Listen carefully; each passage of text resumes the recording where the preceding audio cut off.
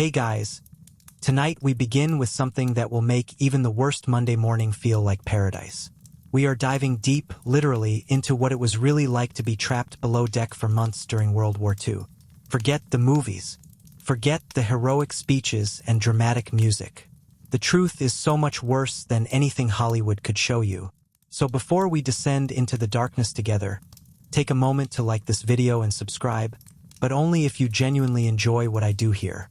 And let me know in the comments where you are tuning in from and what time it is for you. It is always fascinating to see who is joining us from around the world at 3 in the morning or during their lunch break. Now, dim the lights, maybe turn on a fan for that soft background hum. And let us ease into tonight's journey together. Congratulations, you have just been assigned to USS Tambor, a Gato-class submarine operating in the Pacific Theater. The good news is you are serving your country in one of the most technologically advanced weapons of the war. The bad news is you are about to spend the next 75 days in a steel tube 300 feet below the surface, breathing air that has been recycled so many times it barely qualifies as oxygen anymore, eating food that was questionable when it was loaded aboard, and sharing 800 square feet of livable space with 79 other men who smell exactly as terrible as you do. Welcome aboard. It only gets worse from here. Chapter 1. The Descent into Hell.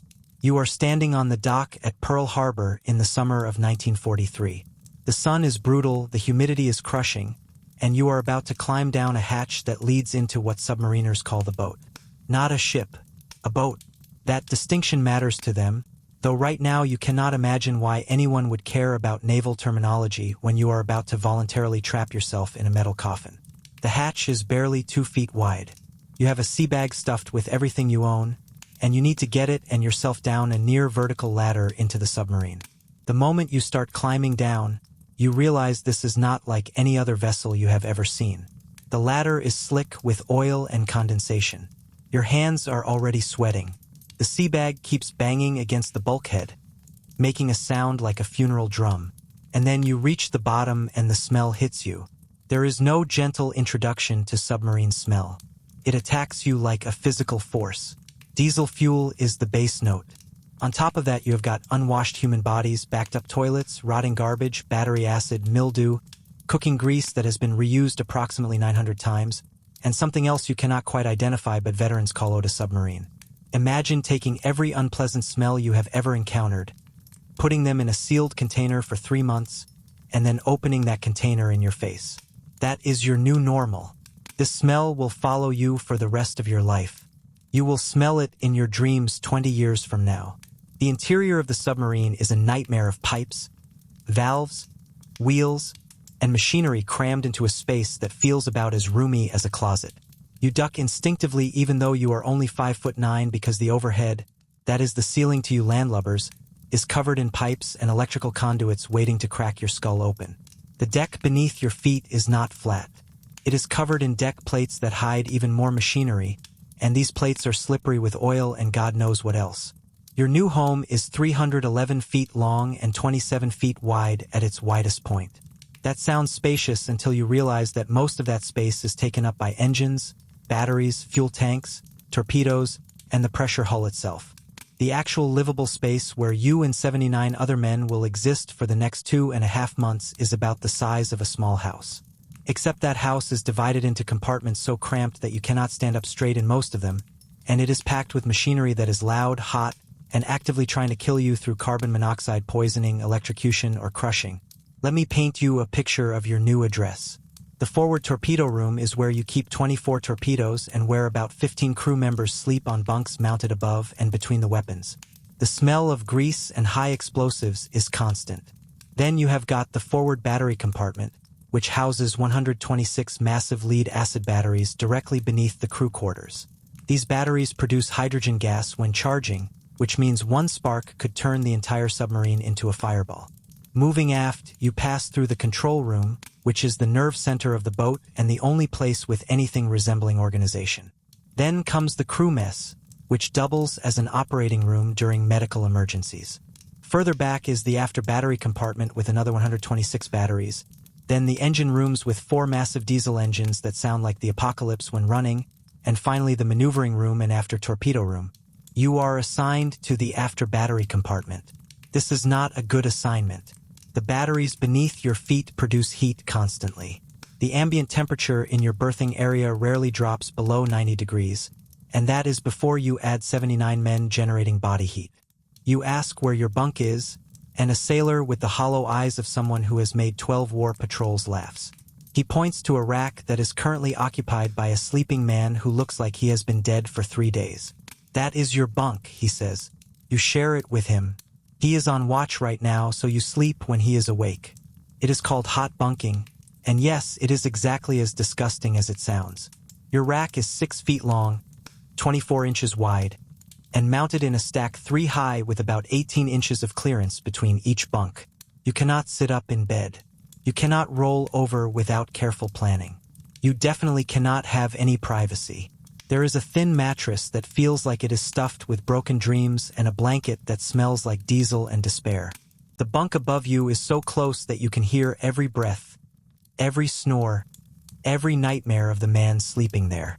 And your bunk is still warm from the previous occupant. His sweat is still damp on the sheets. Welcome to your home for the next 75 days. There is no going outside, no fresh air, no natural light, no privacy, no escape. You are 300 feet below the surface in a steel tube surrounded by crushing pressure and enemy destroyers actively trying to kill you. And if you think that is bad, wait until I tell you about the toilets. Chapter 2. The air you breathe or try to. Let us talk about breathing because that is something you probably take for granted right now. In a submarine, breathing is a luxury that comes with conditions. The air on a submarine is technically breathable in the same way that week-old garbage is technically edible. It will keep you alive, but you will hate every second of it. The submarine has an air recycling system that works like this. The crew breathes oxygen and exhales carbon dioxide. CO2 scrubbers remove some of the carbon dioxide using a chemical process involving lithium hydroxide. Oxygen is added back into the atmosphere from compressed oxygen tanks. The air is circulated through the boat by blowers that sound like angry metal bees. In theory, this creates a breathable atmosphere.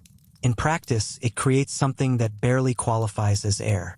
First, there is the baseline composition. After about 2 weeks submerged, the oxygen content in the submarine drops from the normal 21% down to about 17 or 18%. That is the equivalent of being at an altitude of about 7,000 feet. You feel tired constantly. You get headaches. Your thinking is slow and fuzzy. Simple tasks require intense concentration. Some guys develop nosebleeds. Others just sleep whenever they are not on watch because their bodies are desperately trying to conserve oxygen. But oxygen deprivation is just one problem. The scrubbers do not remove all the CO2. After a few weeks underwater, carbon dioxide levels creep up to about 1% of the atmosphere. At normal sea level, CO2 is 0.04%. 1% does not sound like much, but it causes constant headaches, dizziness, and a feeling like you are perpetually hungover. Some guys vomit from the CO2 buildup. Others develop respiratory infections that never quite go away because their bodies are too weak to fight them off. Then you have got the other gases. The diesel engines, when running on the surface, produce carbon monoxide. Some of that CO seeps into the living spaces. Not enough to kill you outright, but enough to give you constant low-level carbon monoxide poisoning. You feel nauseous. You cannot think clearly. You develop a headache that never goes away. The batteries produce hydrogen gas, which is explosive, so you have got that to worry about. The refrigeration system leaks Freon. The air compressors leak oil vapor. Every piece of machinery on the boat is adding something to the air you breathe. And then there is the smell. We talked about the smell when you first boarded, but after 2 weeks submerged, the smell becomes an entity unto itself. You have got 79 men who cannot shower. Every one of them is sweating constantly in the heat. That is 79 sets of armpits, crotches, and feet fermenting in the tropical heat. Add to that the diesel fumes, the cooking grease, the backed-up toilets, and something the veterans call submarine smell that defies description. It is in the air. It is in the water. It is in your food. It is in your lungs. The ventilation system theoretically changes the air in the submarine every 6 minutes. In reality, it just moves the same foul air from one compartment to another. Fresh air is a memory. You remember what fresh air smelled like, what it felt like in your lungs, but you cannot quite believe it was ever real. The air in the submarine has a texture. Feels thick and oily in your throat. You can taste it. Every breath tastes like diesel and despair and 79 unwashed men. Some guys deal with this by smoking. Yes, smoking is allowed on submarines, which is insane when you consider that the oxygen levels are already dangerously low and the air is already toxic. But the Navy allows it because they figure if the men do not have cigarettes, morale will collapse completely. So you have got guys chained smoking in enclosed spaces with minimal ventilation and 18% oxygen. The smoke just adds another layer to the atmospheric nightmare. It hangs in the air in visible layers. You can see it drifting through the compartments like fog. After about 4 weeks submerged, the air is so foul that matches will not light reliably. There is not enough oxygen to sustain combustion. Guys trying to light cigarettes have to strike 3 or 4 matches before they get one to catch. This is actually how submariners gauge air quality. If matches are hard to light, the air is getting dangerously low on oxygen. If matches will not light at all, the captain orders the boat to the surface immediately. You try to take a deep breath and immediately regret it. Your lungs fill with air that feels like it has been filtered through a diesel engine, a locker room, and a sewer. You cough. Everyone coughs. The coughing is constant. Sharp, hacking coughs from guys who have developed respiratory infections. Wet, phlegmy coughs from guys whose lungs are trying to expel the toxic atmosphere. Dry, painful coughs from guys whose throats are raw from the diesel fumes. Here is the thing nobody tells you about submarine air. It is not just unpleasant. It is dangerous. Over the course of a long patrol, the cumulative effects of low oxygen, high CO2, and toxic fumes cause real physical damage. Guys develop permanent respiratory problems. Some lose lung capacity they never fully recover. Others develop chronic sinus infections or bronchitis that follows them for years.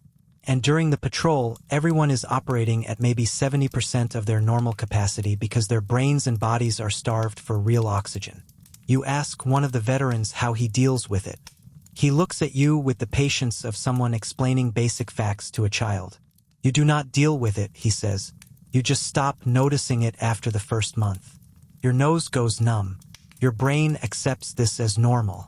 And when you finally surface and get a breath of real fresh air, it is so shockingly clean and oxygen-rich that it makes you dizzy and nauseous. Some guys actually vomit from breathing fresh air after months underwater. There is no escape from the air. You cannot go outside. You cannot open a window. You cannot get away from it. Every breath is a reminder that you are trapped in a metal tube at the bottom of the ocean, breathing recycled air that barely sustains human life. And this is your reality for the next 2 months. Chapter 3. The food that tests your will to live. Let me tell you about submarine cuisine, and I use that word in the loosest possible sense. The Navy feeds submarine crews better than almost any other service branch. Submariners get the best rations, the most variety, and the highest food budget. On paper, submarine food is excellent. In reality, eating on a submarine is an exercise in creative denial and suppressed gag reflexes. When the submarine first leaves port, the food is actually good. You have got fresh milk, fresh eggs, fresh vegetables, fresh fruit, fresh bread, and fresh meat. The cooks, who are actual trained cooks unlike the sorry souls doing kitchen duty on surface ships, prepare decent meals. For the first week, you eat better than you did in basic training. You have got steak and eggs for breakfast, fried chicken for lunch, roast beef for dinner. You think maybe submarine duty will not be so bad after all. Then week 2 hits and reality sets in. The fresh milk is gone. Milk does not keep without refrigeration, and the submarine's refrigeration space is limited and unreliable. You switch to powdered milk, which tastes like chalk dissolved in water that has been filtered through a gym sock. The fresh vegetables are next to go. Lettuce browns and wilts. Tomatoes turn to mush. Potatoes start sprouting eyes. By week 3, fresh produce is a distant memory. The fresh eggs last a bit longer, but they are stored in a bizarre way. Since refrigeration space is premium, eggs are coated in a substance called water glass, which is a sodium silicate solution that seals the shell and theoretically preserves the egg. In practice, it makes the eggs taste weird and smell worse. By week 4, even water-glassed eggs start to go bad. You crack one open and the smell that emerges is somewhere between sulfur and death. The cooks assure you it is fine. You are not convinced, but you eat it anyway because the alternative is not eating. Here is where submarine food gets creative in the worst possible way. The boat carries huge amounts of canned goods. Canned vegetables that taste like the can they came in. Canned meat that has the texture of cat food and about the same appeal. Canned fruit swimming in syrup thick enough to use as industrial adhesive. The cooks do their best to make this stuff palatable, but there is only so much you can do with canned everything. The meat situation deserves special attention. Fresh meat lasts about 2 weeks even with refrigeration. After that, you are eating frozen meat, and the submarine's freezers are not exactly state-of-the-art. The frozen meat develops freezer burn. It gets that weird gray color that tells you all the moisture has been sucked out of it. The cooks try to disguise this by drowning everything in gravy or sauce, but you can still taste that distinctive freezer burned flavor. Then there is the bread situation. Fresh bread is gone by day 10. After that, you are eating bread baked on board by the cooks. This sounds good until you realize the flour is stored in the bilges, the lowest part of the submarine where water, oil, and God knows what else collects. The flour absorbs moisture from the bilges and starts to develop an interesting flavor profile that includes notes of diesel, mildew, and despair. The bread that comes out of this flour is dense, heavy, and has a faint petroleum aftertaste that you try not to think about. By week 6, the cooks are getting creative out of necessity. You are eating things like creamed chipped beef on toast, which the crew calls shit on a shingle, and the name is more accurate than you would like. Mystery meat stews where the meat could be beef, pork, chicken, or possibly shoe leather. Hash that is 50% potatoes and 50% whatever the cook found in the back of the freezer. Everything is heavily salted because salt is a preservative and also because it masks other flavors, which is sometimes a blessing. The tropical heat makes everything worse. The submarine is not air-conditioned except in the radio room and control room. The galley, where food is stored and prepared, regularly hits 110 degrees. Food that would keep for months in normal conditions spoils in days in the heat. The cooks fight a constant battle against mold, weevils, and rot.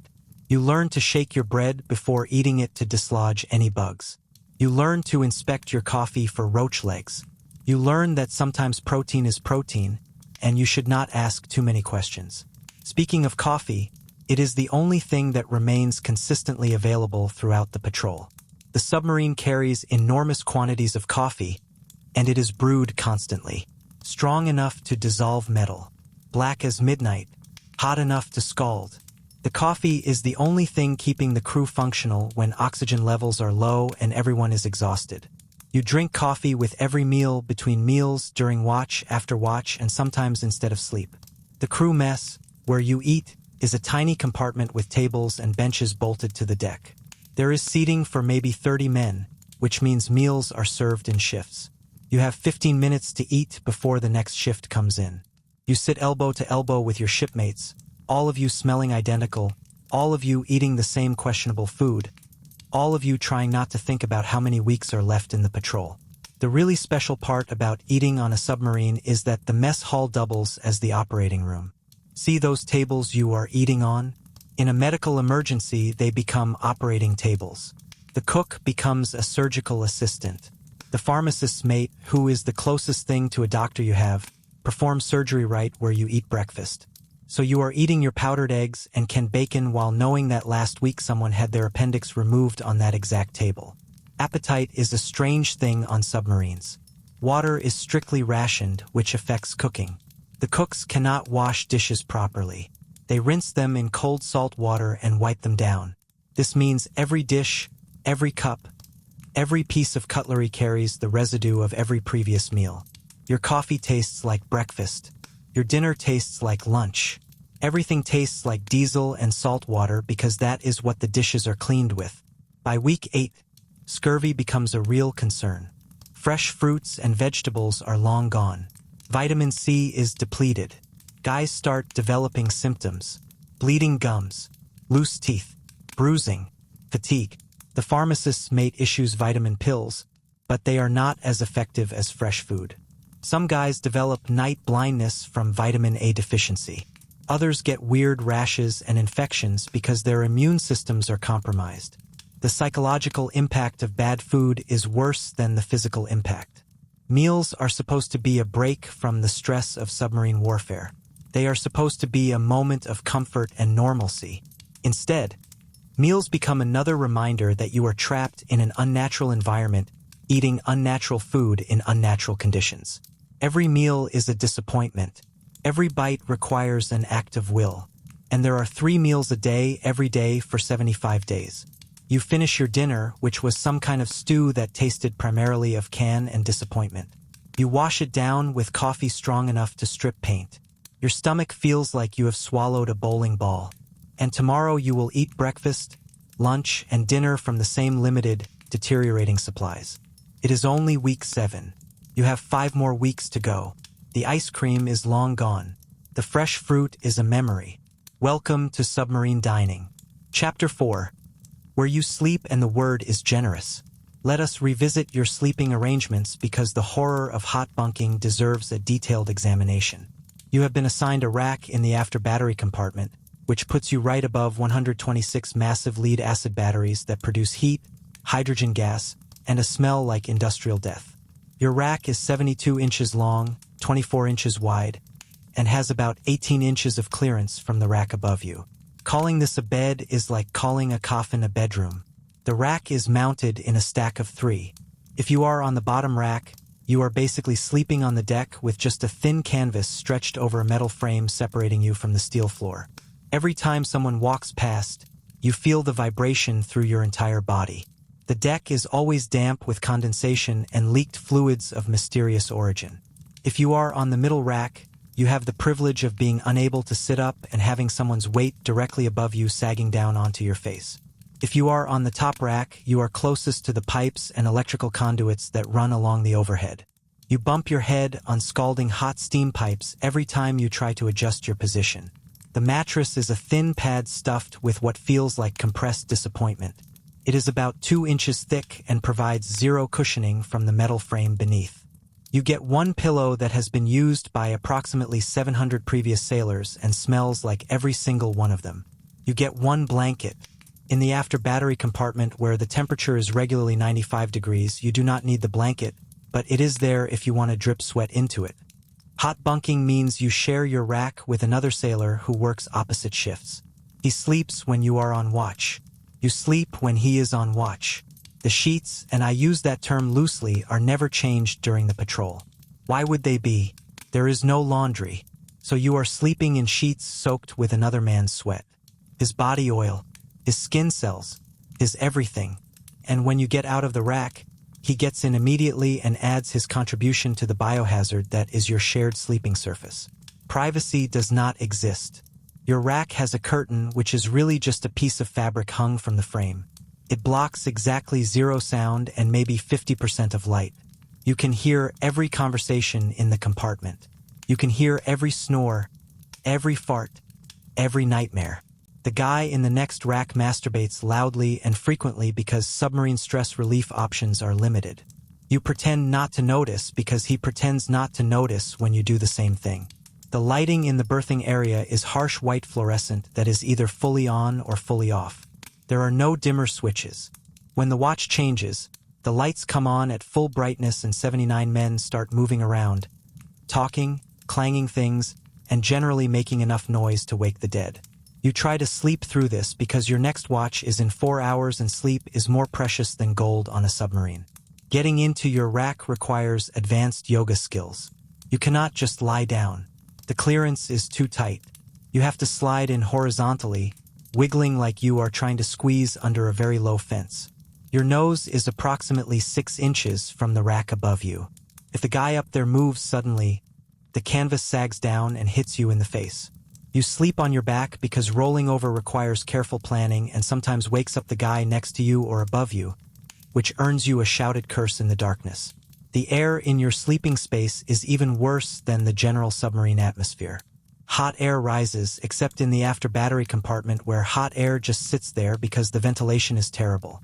You are breathing air that is 95 degrees, saturated with humidity, and enriched with battery gas and diesel fumes. You sweat constantly. Your sheets are damp. Your pillow is damp. Your skin is damp. Everything is damp. Sleep on a submarine is not restful. You are always aware on some level that you are 300 feet underwater in a pressure hull that is only 3/4 of an inch thick, separating you from crushing death. You hear every sound. The ping of sonar, the rumble of the engines, the hiss of air through the ventilation, the creaking of the hull under pressure, the gurgling of water in the ballast tanks, the clanging of someone working on machinery. The submarine is never quiet. And then there are the nightmares. Everyone has them. You dream about drowning. You dream about the hull rupturing. You dream about depth charges. You dream about fires and flooding and slow suffocation. You wake up gasping and disoriented, forgetting for a moment where you are, then remembering with a sickening lurch that you are still on the submarine, still underwater, still trapped, and you have 43 days left in the patrol. The worst part about submarine sleeping is the exhaustion that never goes away. You are not getting quality sleep. The low oxygen levels mean you never reach deep restorative sleep. The heat means you wake up constantly. The noise means you never really rest. The schedule means you are always either on watch or sleeping, with no time for anything else. After a few weeks, everyone on the boat is operating in a constant state of exhaustion. Thinking is slow. Reactions are delayed. Tempers are short. And there is nothing you can do about it except drink more coffee and push through. Some guys try to make their racks more comfortable. They steal extra pillows from storage. They hang photos of girlfriends or pinups on the overhead above their faces. They arrange their few personal possessions in the tiny shelf space next to the rack. It is like trying to decorate a coffin. It does not make it less of a coffin. It just makes it a coffin with photos. Sleeping in the forward and after torpedo rooms is even worse. Your rack is literally mounted between and above loaded torpedoes. Each torpedo weighs 3,000 pounds and is filled with high explosive. You sleep with your face 6 inches from a weapon that could vaporize the entire forward section of the submarine if it detonated. Some guys find this comforting because at least they would die instantly. Others cannot stop thinking about it and develop insomnia. You are on your 12th hour of watch. You are exhausted. Your eyes are burning from the dim red light in the control room. Your head is pounding from the low oxygen and high CO2. Finally, you are relieved and stumble back to your rack. The guy who shares it with you is just getting up, so the rack is still warm and damp from his body. You slide in, pull the curtain, and close your eyes. The submarine creaks. The engines rumble. Someone is cooking something that smells like burnt rubber. And you try to sleep because in 4 hours you will be back on watch. Welcome to Rest in Hell. Chapter 5. The hygiene that barely qualifies as such. Let us discuss cleanliness on a submarine, which is a concept so theoretical it barely exists. You and 79 other men are sealed in a metal tube for 75 days. Water is strictly rationed. Showers do not exist. Laundry is not happening. Welcome to the kind of filth that anthropologists will study centuries from now. Fresh water is the most precious resource on the submarine after oxygen and torpedoes. Every drop of fresh water has to be either carried in tanks from port or made using the evaporators, which distill seawater into drinking water. This process is slow, energy-intensive, and produces water that tastes like distilled sadness. The submarine carries about 45 gallons of fresh water per man for the entire patrol. That sounds like a lot until you break down the numbers. Drinking water is the priority. Each man needs about 1 gallon per day just to stay alive in the heat. That is 75 gallons per man for the patrol, which is already more than you have. But you also need water for cooking, for the batteries which need distilled water to function, for the evaporators themselves, and theoretically for washing. The math does not work out. Something has to give, and what gives is hygiene. Showers are not an option. There is one shower on the boat, and it is in the officers' berthing area. Even the officers barely use it because there is not enough water. The enlisted men do not even get to see the shower except during boat tours before deployment. Your shower for the next 75 days consists of a bucket, a cloth, and your imagination. Once every 2 weeks, if water supplies are good, you might get permission to take a Navy shower. This is not a real shower. You get a bucket with maybe 2 gallons of cold salt water and a sliver of soap that does not lather in salt water. You stand in the cramped head, which is what we call the bathroom, though it barely deserves the name, and you splash this cold salty water over your body while trying not to fall over because the submarine is rolling. The soap does not rinse off properly. You end up sticky with dried salt and soap residue. Somehow you feel dirtier after this process than before. Most guys do not even bother with the Navy shower. The water is too valuable. Instead, you just accept that you are going to be filthy for the entire patrol. You develop a layer of grime on your skin that becomes part of your identity. Sweat, oil, diesel residue, and general submarine funk combine into a coating that gets thicker every day. You can scrape it off with your fingernail. It has texture and color variations depending on where on the submarine you work. Your clothes are another nightmare. You board the boat with maybe 3 sets of dungarees, a few t-shirts, some underwear, and some socks. That is your wardrobe for 75 days. There is no laundry. None. You wear the same clothes until they literally begin to decompose. Your underwear develops holes. Your socks disintegrate. Your dungarees become so saturated with sweat and oil that they could probably walk to the shower by themselves if water were available. The smell of unwashed clothing combines with the smell of unwashed bodies to create an atmospheric condition that defies description. After 3 weeks, your clothes smell so bad that you can smell yourself from 3 feet away. After 6 weeks, the smell has penetrated so deep into the fabric that even washing machines back in port cannot completely remove it. Many submariners just throw away their clothes after a long patrol because no amount of washing will save them. Brushing your teeth happens once a day if you are disciplined, once a week if you are not. You use a small amount of fresh water or sometimes just dry brush with toothpaste, which does not actually clean your teeth but makes your mouth feel minty for approximately 4 minutes. Dental hygiene deteriorates rapidly. Guys develop cavities, gum disease, and breath that could strip paint. The pharmacist's mate does his best to handle dental emergencies, but his tools are limited and his training is minimal. If you develop a serious toothache, he might pull the tooth with pliers after giving you a shot of whiskey for anesthesia. Shaving is technically required by Navy regulations, but enforcement is lax during long patrols. Most guys grow beards because shaving requires water, and water is too valuable to waste on vanity. Plus, the poor ventilation and constant moisture create perfect conditions for skin infections. Shaving with a dull razor in cold salt water while the boat is rolling is an excellent way to turn your face into hamburger. By week 8, everyone looks like they have been living in a cave, which is not far from the truth. The heads, the toilets, deserve special mention in any discussion of submarine hygiene. There are 4 heads for 79 men. The heads are small compartments barely big enough for one person, and they contain a toilet that works on a complicated system of valves and pressure. To flush the toilet, you have to follow a specific sequence.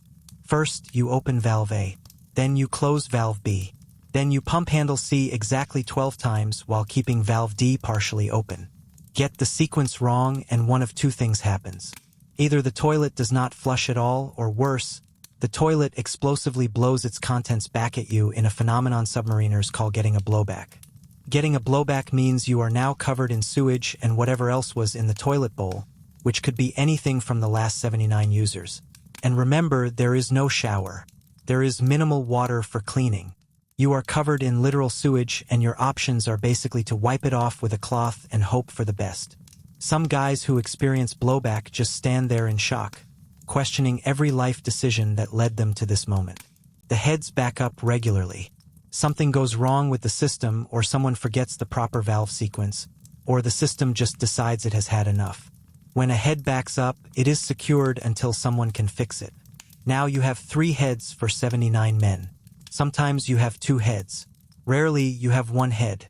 The lines to use the toilet become absurd. Guys develop strategies for minimizing bathroom visits.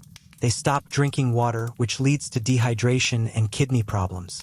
They time their bathroom needs to coincide with watch changes when fewer people are waiting. Toilet paper is rationed. Each man gets a roll that has to last the entire patrol. You learn to be conservative with your squares.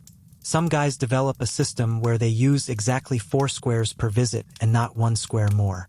Run out of toilet paper before the end of the patrol and you are improvising with whatever paper products you can find, which is not many because paper is precious on a submarine.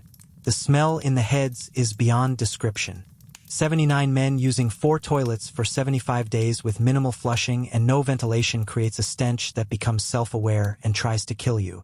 Walking into the head requires mental preparation. You take a breath before entering, you do your business as fast as humanly possible, and you exit before you start gagging. Some guys develop the ability to hold their breath for 2 full minutes just to avoid breathing in the head. Personal grooming stops being personal. Your hair grows wild because there is no barbershop. Your nails grow long because nail clippers are somewhere in your sea bag and you cannot be bothered to find them. You develop rashes in places you did not know you could get rashes. Fungal infections thrive in the humid conditions. Jock itch becomes universal. Athlete's foot spreads through the crew like wildfire because everyone is walking barefoot on the same damp deck plates. The pharmacist's mate dispenses antifungal cream like candy, but it is a losing battle. You can treat the symptoms, but you cannot eliminate the cause, which is the fundamental reality of being trapped in a hot, humid tube with no way to stay dry or clean. Some guys develop skin infections that do not respond to the limited medications available. These infections just fester and spread, creating open sores that never quite heal in the filthy environment. After 8 weeks, you no longer recognize yourself in the mirror.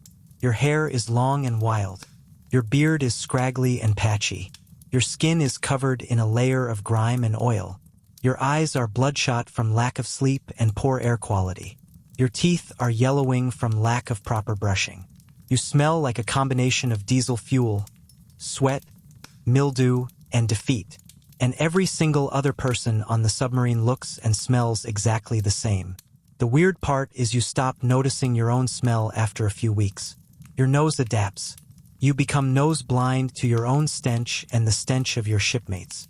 This is a mercy because if you remained constantly aware of how bad you smell, you would lose your mind. But make no mistake, you absolutely reek. When the submarine finally surfaces after a long patrol and the hatch opens, the fresh air rushes in and you get a brief moment where you can smell yourself and your shipmates from an outside perspective. It is horrifying. This is your hygiene for 75 days. No showers, no laundry, no proper toilets, no privacy, no dignity, just accumulating layers of filth in a hot metal tube at the bottom of the ocean while you and 79 other men slowly marinate in your own collective funk. Chapter 6. The heat that melts your will. You are in the after-engine room and you have just realized what hell actually is. It is not fire and brimstone. It is a submarine engine room in the Pacific Theater running at full speed. The temperature is 135 degrees Fahrenheit. That is not an exaggeration or a figure of speech. That is the actual measured temperature. You are literally standing in conditions hotter than the hottest day ever recorded in Death Valley. 4 massive diesel engines fill the compartment. Each engine is the size of a small car. They are running at full power, generating the electricity to charge the batteries and power the submarine. The noise is so loud that you cannot hear yourself think. You cannot have a conversation without screaming directly into someone's ear. But worse than the noise is the heat. The radiant heat coming off these engines is intense enough to cause burns if you touch any metal surface without gloves. You are wearing dungarees, which are basically heavy cotton work pants and shirt. They are soaked through with sweat within 30 seconds of entering the engine room. Your shirt sticks to your back. Your pants stick to your legs. Sweat is running down your face, dripping off your nose, getting in your eyes and making them sting. You wipe your face with your sleeve, which is also soaked, so you are basically just moving sweat around. Standing watch in the engine room is a 4-hour shift. 4 hours in 135-degree heat. You are required to monitor gauges, check oil levels, look for leaks, and perform maintenance on machinery that is actively trying to cook you alive. The Navy issues salt tablets to engine room personnel because you sweat out so much sodium that you risk heat exhaustion and muscle cramps without supplementation. You are taking 8 to 10 salt tablets per watch, washing them down with water that is also hot because there is no such thing as cold water on a submarine. Your watch begins at 0800 hours. You relieve the previous watchstander, who staggers out of the engine room looking like he has just finished running a marathon in a sauna. His uniform is completely soaked. His face is bright red. He is breathing hard. He does not say goodbye. He just leaves because every second in that space is torture, and why would he stay 1 moment longer than required? You take your position at the throttle station. The deck beneath your feet is steel. The heat from the engines has turned the deck into a griddle. Even through your thick-soled boots you can feel the heat. Standing in one place for too long means the soles of your boots start to soften and stick to the deck. You shift your weight from foot to foot constantly, doing a slow dance to avoid cooking your feet. The air in the engine room is not breathable in any normal sense. It is superheated. Breathing it feels like inhaling from an oven. Your throat hurts. Your lungs hurt. Each breath feels like it is burning the inside of your chest. The air is saturated with diesel fumes, oil vapor, and engine exhaust. You can taste the fuel on your tongue. You can feel the oil coating the inside of your nose. Some guys cough constantly. Others develop nosebleeds from the hot, dry air. Sweat is pouring off you in quantities that seem medically impossible. You are producing sweat faster than your body can cool itself. The sweat is running down your face, your neck, your chest, your back, your legs. Pools in your boots. You can feel your socks squelching with every step. Your hands are so slick with sweat that you have to dry them on your pants before you can grip any tools or turn any valves. But your pants are also soaked, so this does not really help. The engine room has a ventilation system that theoretically brings in cooler air from other parts of the submarine. In practice, the ventilation system just moves hot air from one place to another. The air coming through the vents is maybe 90 degrees, which feels cool compared to the 135-degree air near the engines, but is still hot enough to make you miserable. You position yourself near a vent whenever possible, desperately trying to catch some of that slightly less hellish air. Dehydration is a constant threat. You are losing fluids so fast that you have to drink almost continuously. There is a water station in the engine room, but the water is stored in tanks that sit near the engines, so the water is approximately 95 degrees. Drinking hot water when you are already overheated is psychologically wrong, but you do it anyway because the alternative is passing out from dehydration. Some guys add powdered lemonade or Kool-Aid to the hot water to make it more palatable. It does not really help. You are basically drinking hot sugar water while standing in an oven. Heat exhaustion is common. Heat stroke is a real possibility. You know the symptoms: dizziness, nausea, headache, confusion, muscle cramps. If you start feeling any of these, you are supposed to report it immediately so you can be relieved and moved to a cooler compartment. But cooler is relative. The coolest compartment on the submarine is maybe 85 degrees. There is no escape from the heat. There is only various degrees of being cooked. About 2 hours into your watch, you start to understand why some submariners develop a weird relationship with time. Minutes feel like hours in the engine room. You check the clock. Surely it has been at least an hour since you last checked. Nope, 12 minutes. You have 2 hours and 48 minutes left in your watch. This is psychological torture on top of physical torture. Time becomes your enemy. Every minute drags. Every gauge check feels like it takes forever. Every maintenance task is an eternity. The engine room is where equipment breaks down most frequently because the extreme heat accelerates metal fatigue and mechanical failure. Something is always breaking or leaking or making a noise it should not be making. You are constantly troubleshooting, adjusting, repairing. This requires tools, which are metal, which are sitting in a 135-degree environment, which means they are too hot to touch with bare hands. You need gloves, but wearing gloves when your hands are already slick with sweat makes it nearly impossible to grip anything. The engines themselves are beautiful machines if you can appreciate mechanical engineering while being slowly roasted alive. Each engine is a massive diesel with 16 cylinders arranged in AV configuration. They run at 1000 RPM when generating power, producing a deep rhythmic rumble that you feel in your bones. The sound is not just loud. It is a physical presence. Your entire body vibrates from the engine noise. Your teeth rattle. Your vision blurs slightly from the vibration. After 4 hours in the engine room, The vibration continues even after you leave. You lie in your rack and you can still feel the engines running even though you are 3 compartments away. Something goes wrong at hour 3. One of the engines develops an oil leak. Not a small drip.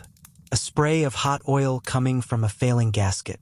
You have to shut down the engine, which requires permission from the control room. While waiting for permission, you are standing there watching hot oil spray across the compartment, creating a mist of petroleum that coats every surface and makes the already treacherous deck plates even more slippery. The temperature somehow gets even hotter because one engine is down and the remaining 3 engines have to work harder to make up the difference. You get permission to shut down. Now you have to fix the gasket. This requires removing a cover plate, removing the old gasket, cleaning the surface, installing a new gasket, and replacing the cover plate. All of this in 135-degree heat with tools that are hot enough to cause first-degree burns. You work as fast as possible because every minute one engine is down puts strain on the boat's electrical system. Your hands are shaking from heat exhaustion. Your vision is blurry from sweat. You drop a wrench twice because your hands are too slick to hold it properly. Finally, you finish the repair. You restart the engine. Comes back online without issues. You return to monitoring gauges and checking for more problems, of which there will definitely be more because submarines are complicated machines held together by hope and the profanity of machinists. You check the clock. 32 minutes left in your watch. You can make it. Probably. Maybe. You chug more hot water. You take another salt tablet. You wipe sweat from your eyes for the 1000th time. When your relief finally arrives, you brief him on the oil leak repair and the current status of all 4 engines. He nods. He does not want conversation. He just wants you to leave so you will stop radiating body heat in his direction. You stumble out of the engine room into the maneuvering room, which is only 100 degrees, and it feels like walking into an air-conditioned mall. Your body temperature is so elevated that 90-degree air feels refreshingly cool. You head forward toward your berthing area. The temperature drops as you move away from the engine rooms. The after battery compartment is 95 degrees. The crew mess is 90 degrees. The control room is 85 degrees. The forward torpedo room is 80 degrees. You pass through these temperature zones like descending through layers of hell. Each compartment feels cooler than the last until you reach something almost approaching tolerable.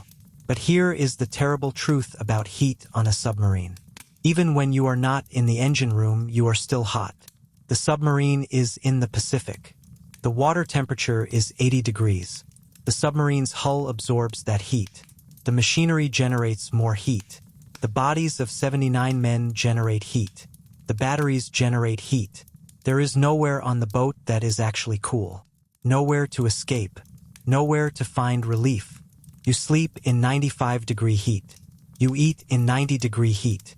You work in varying degrees of heat from 80 degrees to 135 degrees.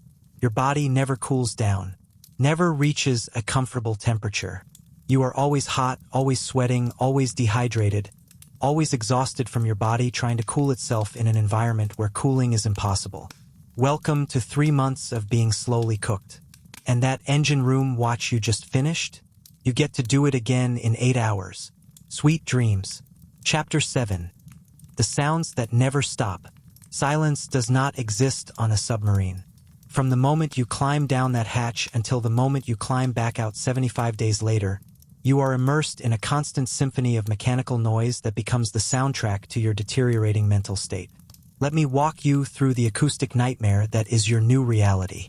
The baseline is the ventilation system. 800 cubic feet of air per minute being moved through ducting by electric blowers. It sounds like a swarm of mechanical bees that never stops, never sleeps, never gives you a moment of quiet. This is the white noise that underlies everything else. You hear it when you wake up. You hear it when you fall asleep. You hear it during every waking moment. After a few weeks, your brain tries to tune it out, but it is always there in the background, a constant reminder that you are breathing recycled air in a sealed tube. Then you have got the engines. When running on the surface or snorkeling, the 4 diesel engines produce approximately 130 decibels of noise. That is louder than a rock concert, louder than a chainsaw, loud enough to cause permanent hearing damage with prolonged exposure. The Navy issues foam earplugs, but they only reduce the noise by about 25 decibels, which brings it down to merely deafening instead of catastrophic. The engines run for hours at a time while charging batteries. The entire submarine vibrates from the massive pistons firing. You feel it in your chest. You feel it in your skull. Your teeth rattle from the vibration. Each engine has a distinct sound signature. Engine number 1 runs slightly rough and has a knocking sound every third revolution. Engine number 2 runs smooth but has a high-pitched whine from a bearing that is slowly failing. Engine number 3 is the loudest. Engine number 4 has a resonance frequency that makes the hull plates vibrate. You learn to identify which engines are running just from the sound and vibration pattern. This is not because you want to. It is because the noise is so intrusive that your brain cannot help but catalog every variation. The electric motors that run when the submarine is submerged are quieter than the diesels, but they are not silent. They produce a low-frequency hum that you feel more than hear.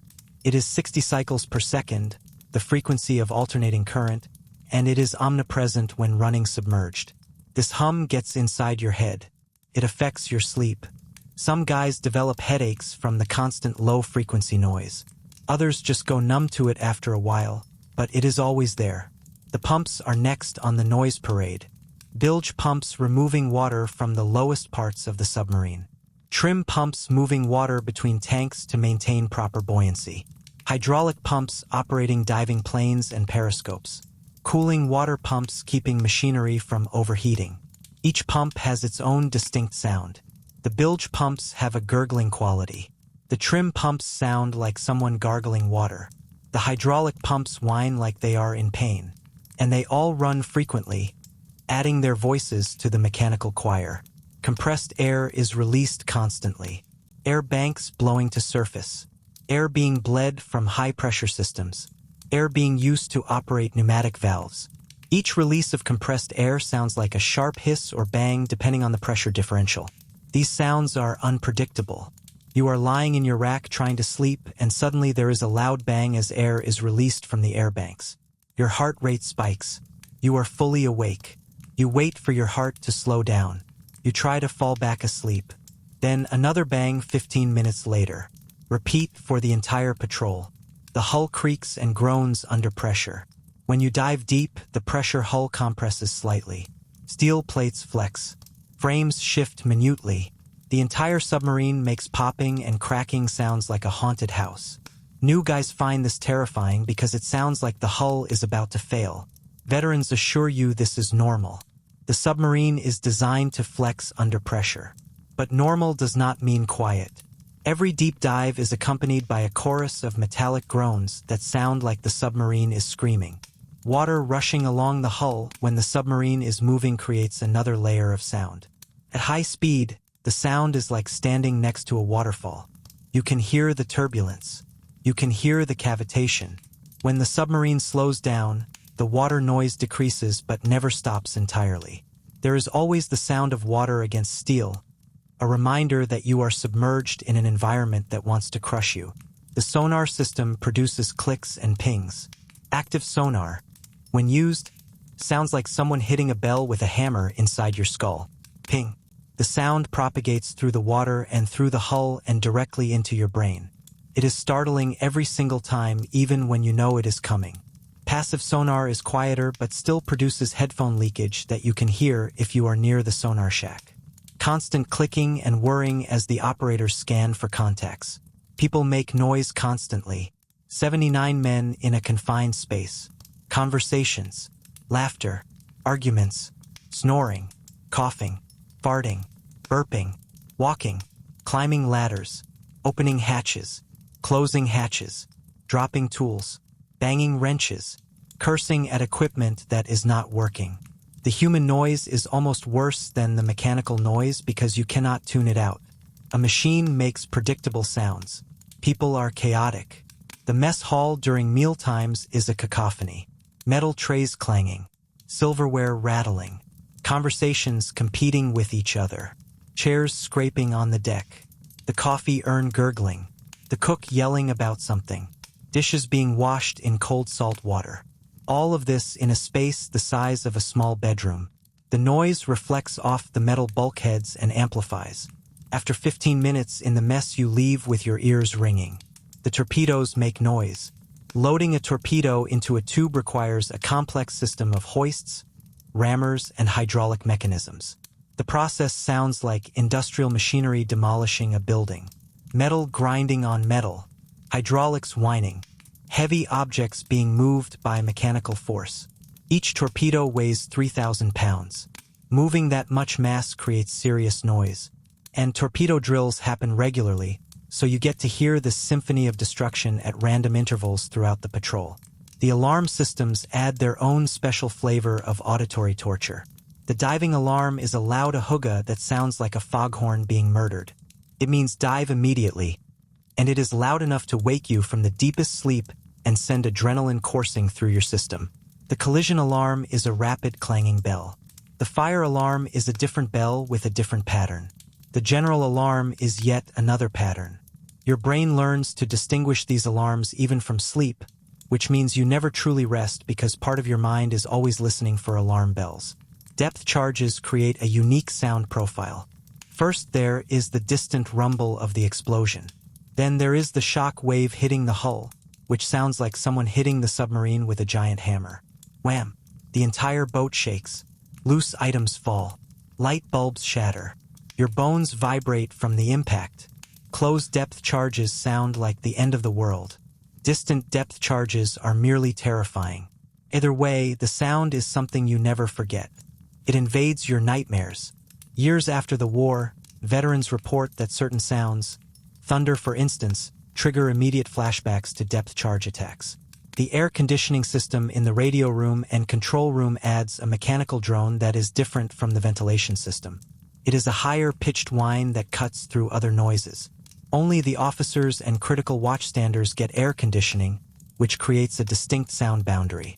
You can tell when someone from the air-conditioned spaces enters the non-air-conditioned spaces because they bring that whine with them briefly before the hatch closes. Maintenance work happens constantly. Machinery breaks down. Equipment needs service. This means hammering, grinding, drilling, and cursing at all hours. There is no concept of quiet hours on a submarine because the machinery does not care what time it is. If a pump fails at 0300 hours, someone has to fix it immediately, which means you are trying to sleep while someone is using a grinder 3 compartments away and the sound is carrying through the hull structure directly into your bunk. The worst sounds are the ones you cannot identify. You hear a new noise, a grinding that should not be there, a hissing that was not there yesterday, a rattling from the overhead. Is it dangerous? Is it going to kill everyone? Should you report it?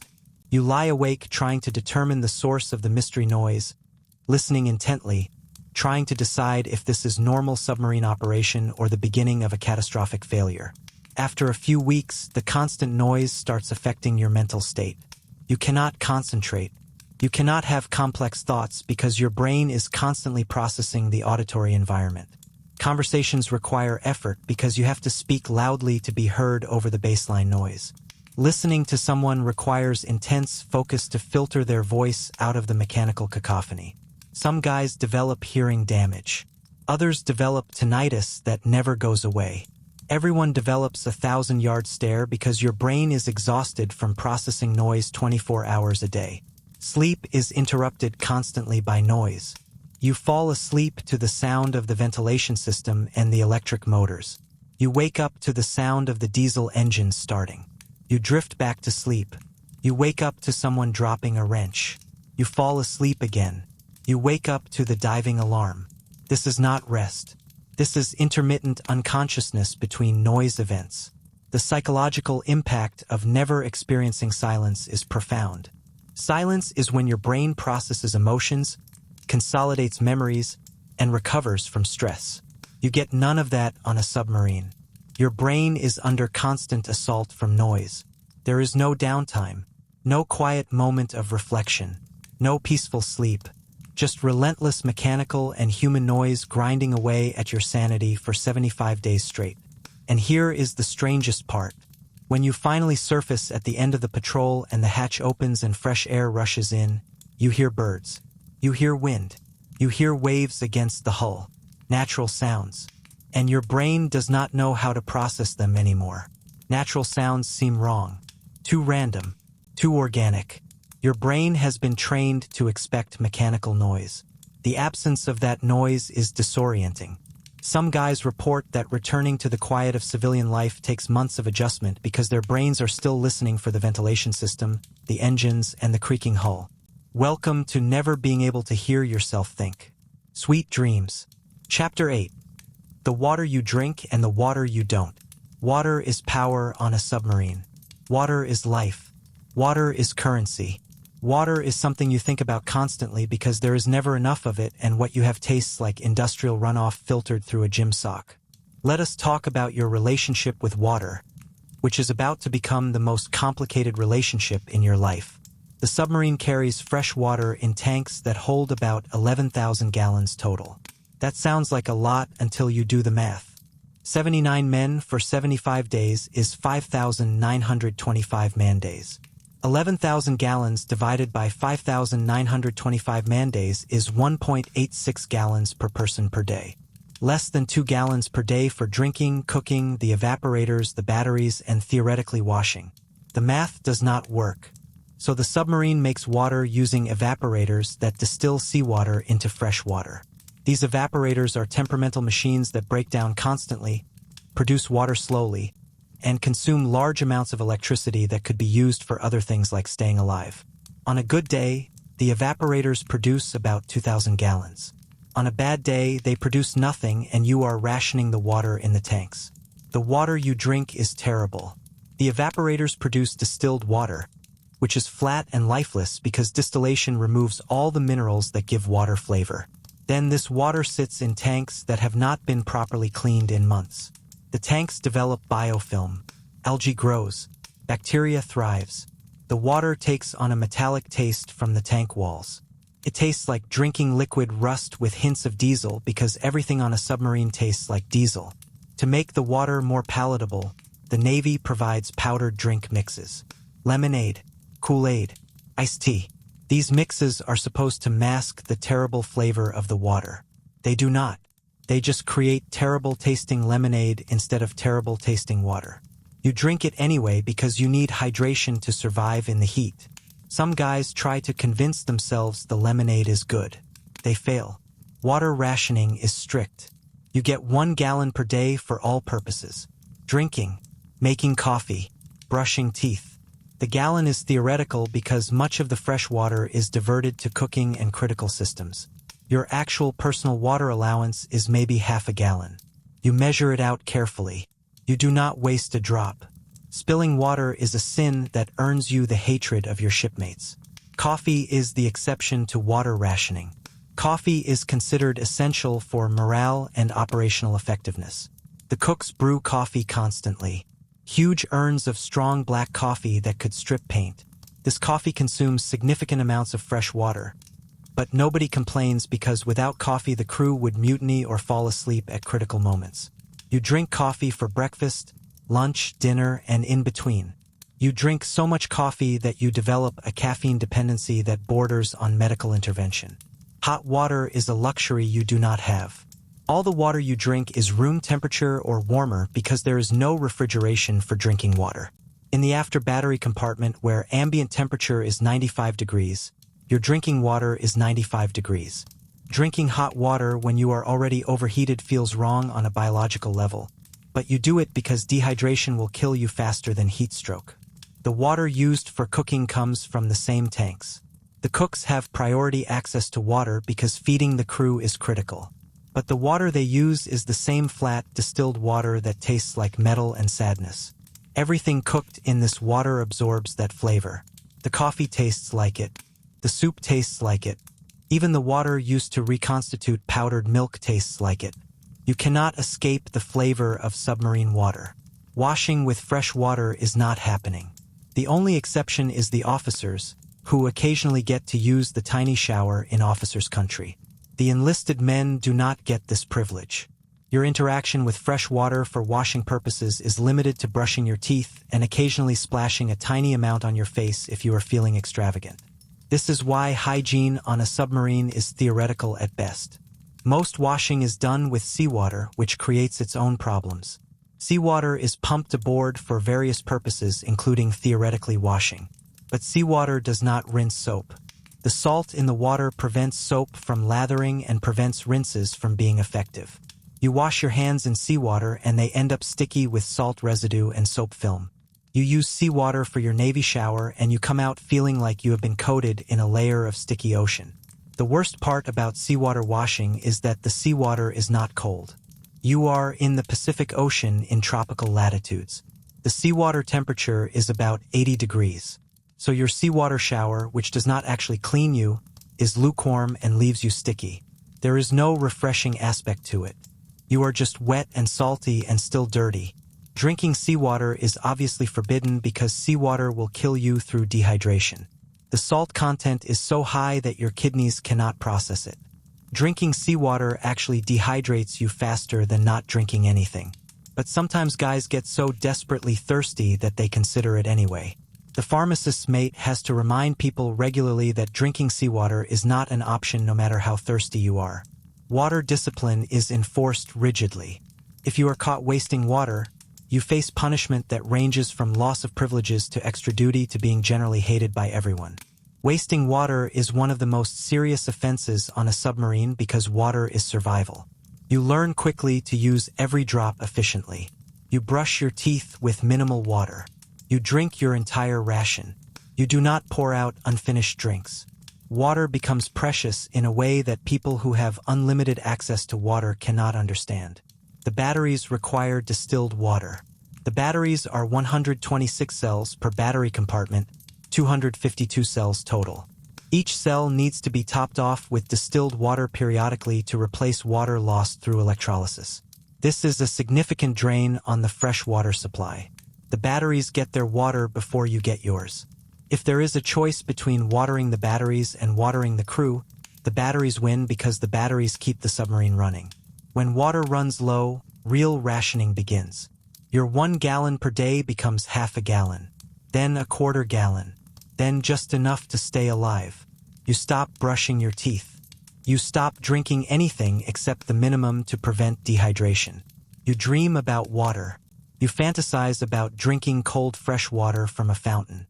You think about swimming pools. You think about rain.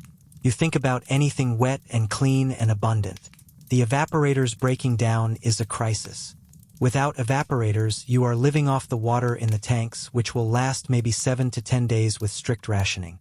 If the evaporators stay broken longer than that, the submarine has to surface and return to port or rendezvous with a tender for resupply. This has happened. Submarines have had to cut patrols short because the evaporators failed and water supplies became critical. Some submarines carry ice cream makers that use seawater for cooling and fresh water for the ice cream mixture. This seems insane given the water shortage, but the Navy believes ice cream is important for morale. Once every few weeks, if water supplies are good, the cooks make ice cream. Each crew member gets a small portion.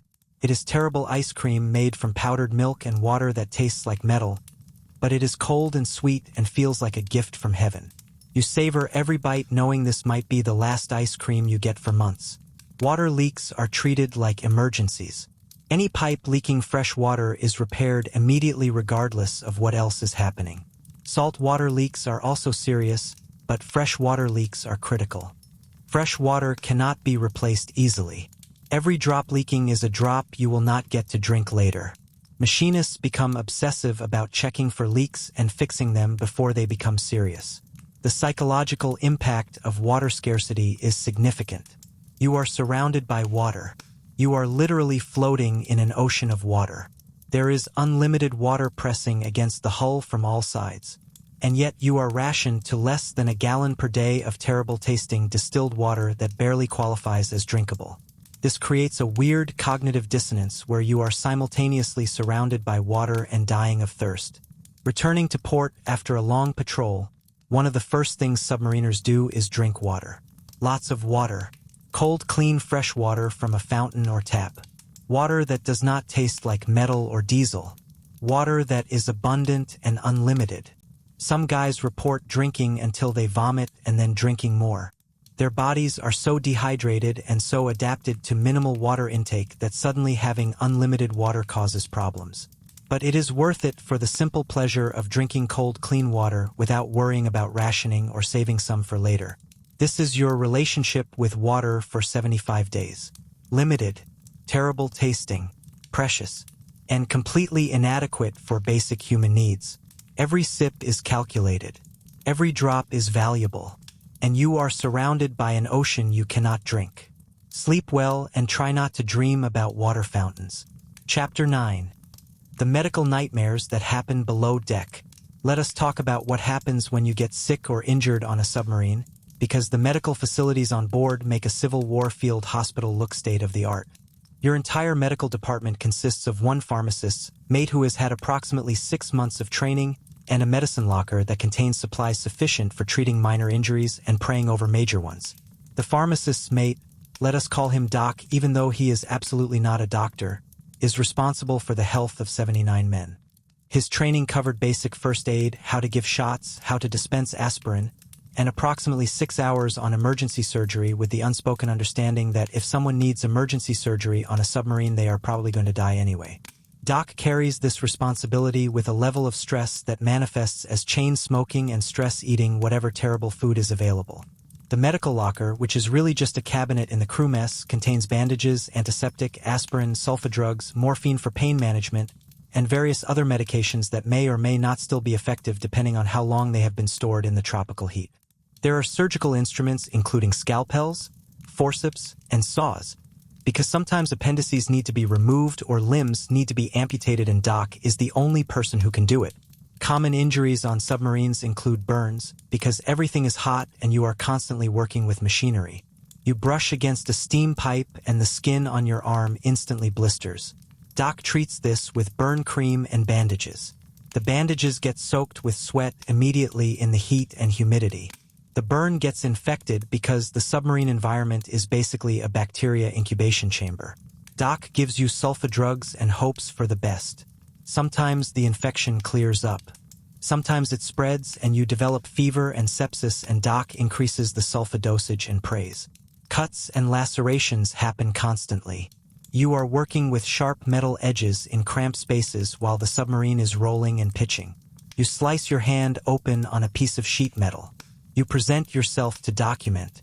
He irrigates the wound with saline, which stings like you are being stabbed again. He stitches you up with thread and a curved needle. He is not a surgeon. The stitches are functional but not pretty. You will have a scar. You go back to work because there is work to be done regardless of your hand bleeding through the bandages. Tooth problems are spectacularly bad because dental hygiene on a submarine is terrible and there is no dentist. You develop a cavity. It gets worse. It becomes an abscess. The pain is excruciating. You cannot sleep. You cannot eat. You go to document. He gives you aspirin and tells you to rinse with salt water. This does not help. The pain gets worse. Finally, the infection is so bad that the tooth has to come out.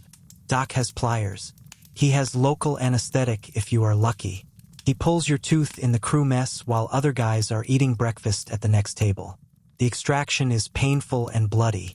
Afterward, your mouth is a hole that tastes like blood and infection for days. Broken bones happen less frequently but are a nightmare when they do. You fall down a ladder. You break your arm. Doc sets the bone by feel, having never actually set a bone before except during training on a rubber dummy. He splints it with whatever materials are available. Medical splints if they exist. Pieces of wood and tape if they do not. You are now functionally one-armed for the rest of the patrol because there is no relief. You still have to stand watch. You still have to do your job. You just do it with one arm in a splint while the bone slowly heals or does not heal properly and you develop a permanent disability. Appendicitis is the nightmare scenario. You develop severe abdominal pain, nausea, fever. Doc suspects appendicitis, which is a medical emergency requiring immediate surgery. On land, this is a routine procedure. On a submarine 300 feet underwater, this is a potential death sentence. Doc has read about appendectomies. He has practiced on cadavers during training. But he has never actually removed an appendix from a living person. The crew mess becomes an operating room. The tables are cleaned as best as possible with alcohol. You are strapped to the table. Doc gives you morphine for pain and maybe a local anesthetic if supplies allow. He makes an incision in your abdomen with a scalpel. Other crew members assist by holding retractors and passing instruments and trying not to vomit at the sight of their shipmates' internal organs. Doc finds the appendix. It is inflamed and on the verge of rupturing. He removes it. He stitches you back up. The entire procedure takes 2 hours. You survive if infection does not set in. You die if it does. There have been successful appendectomies performed on submarines. Doc has heard the stories. Pharmacists' mates rising to the occasion and saving lives with nothing but basic surgical tools and courage. But Doc has also heard about the appendectomies that went wrong. The infections. The complications. The deaths. He does not want to perform surgery on a submarine. Nobody wants that. But if it happens, he will do his best and hope it is enough. Respiratory infections spread through the crew like wildfire. One guy catches a cold. Within a week, 30 guys have it. The cramped quarters, the shared air, the lack of hygiene, all combine to create perfect conditions for disease transmission. You cannot isolate the sick. There is nowhere to put them. They sleep in the same birthing spaces. They eat in the same mess. They breathe the same recycled air. Everyone gets sick. The infections start as mild colds. Runny nose, cough, sore throat. Then they progress to bronchitis because the air quality is terrible and your lungs are already compromised. You develop a deep rattling cough that keeps you and everyone near you awake. You cough up thick green phlegm. Doc gives you cough syrup that does nothing. You keep coughing. The cough lasts for weeks. Some guys are still coughing when the patrol ends. Fungal infections are universal. The heat and humidity create perfect conditions for fungi. Athlete's foot spreads until everyone has it. Your feet itch constantly. The skin between your toes cracks and bleeds. Doc dispenses antifungal cream, but it is a losing battle. As soon as you treat one foot, the other foot gets worse. Jock itch affects everyone. Ringworm appears on random body parts. Fungus is just part of life on a submarine. Dehydration and heat exhaustion are constant concerns, especially for guys working in the engine room. You come off watch stumbling and confused.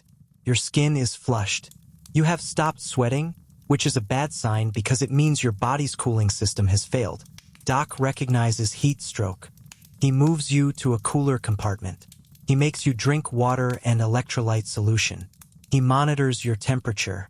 You either recover or you develop complications like kidney damage or brain damage.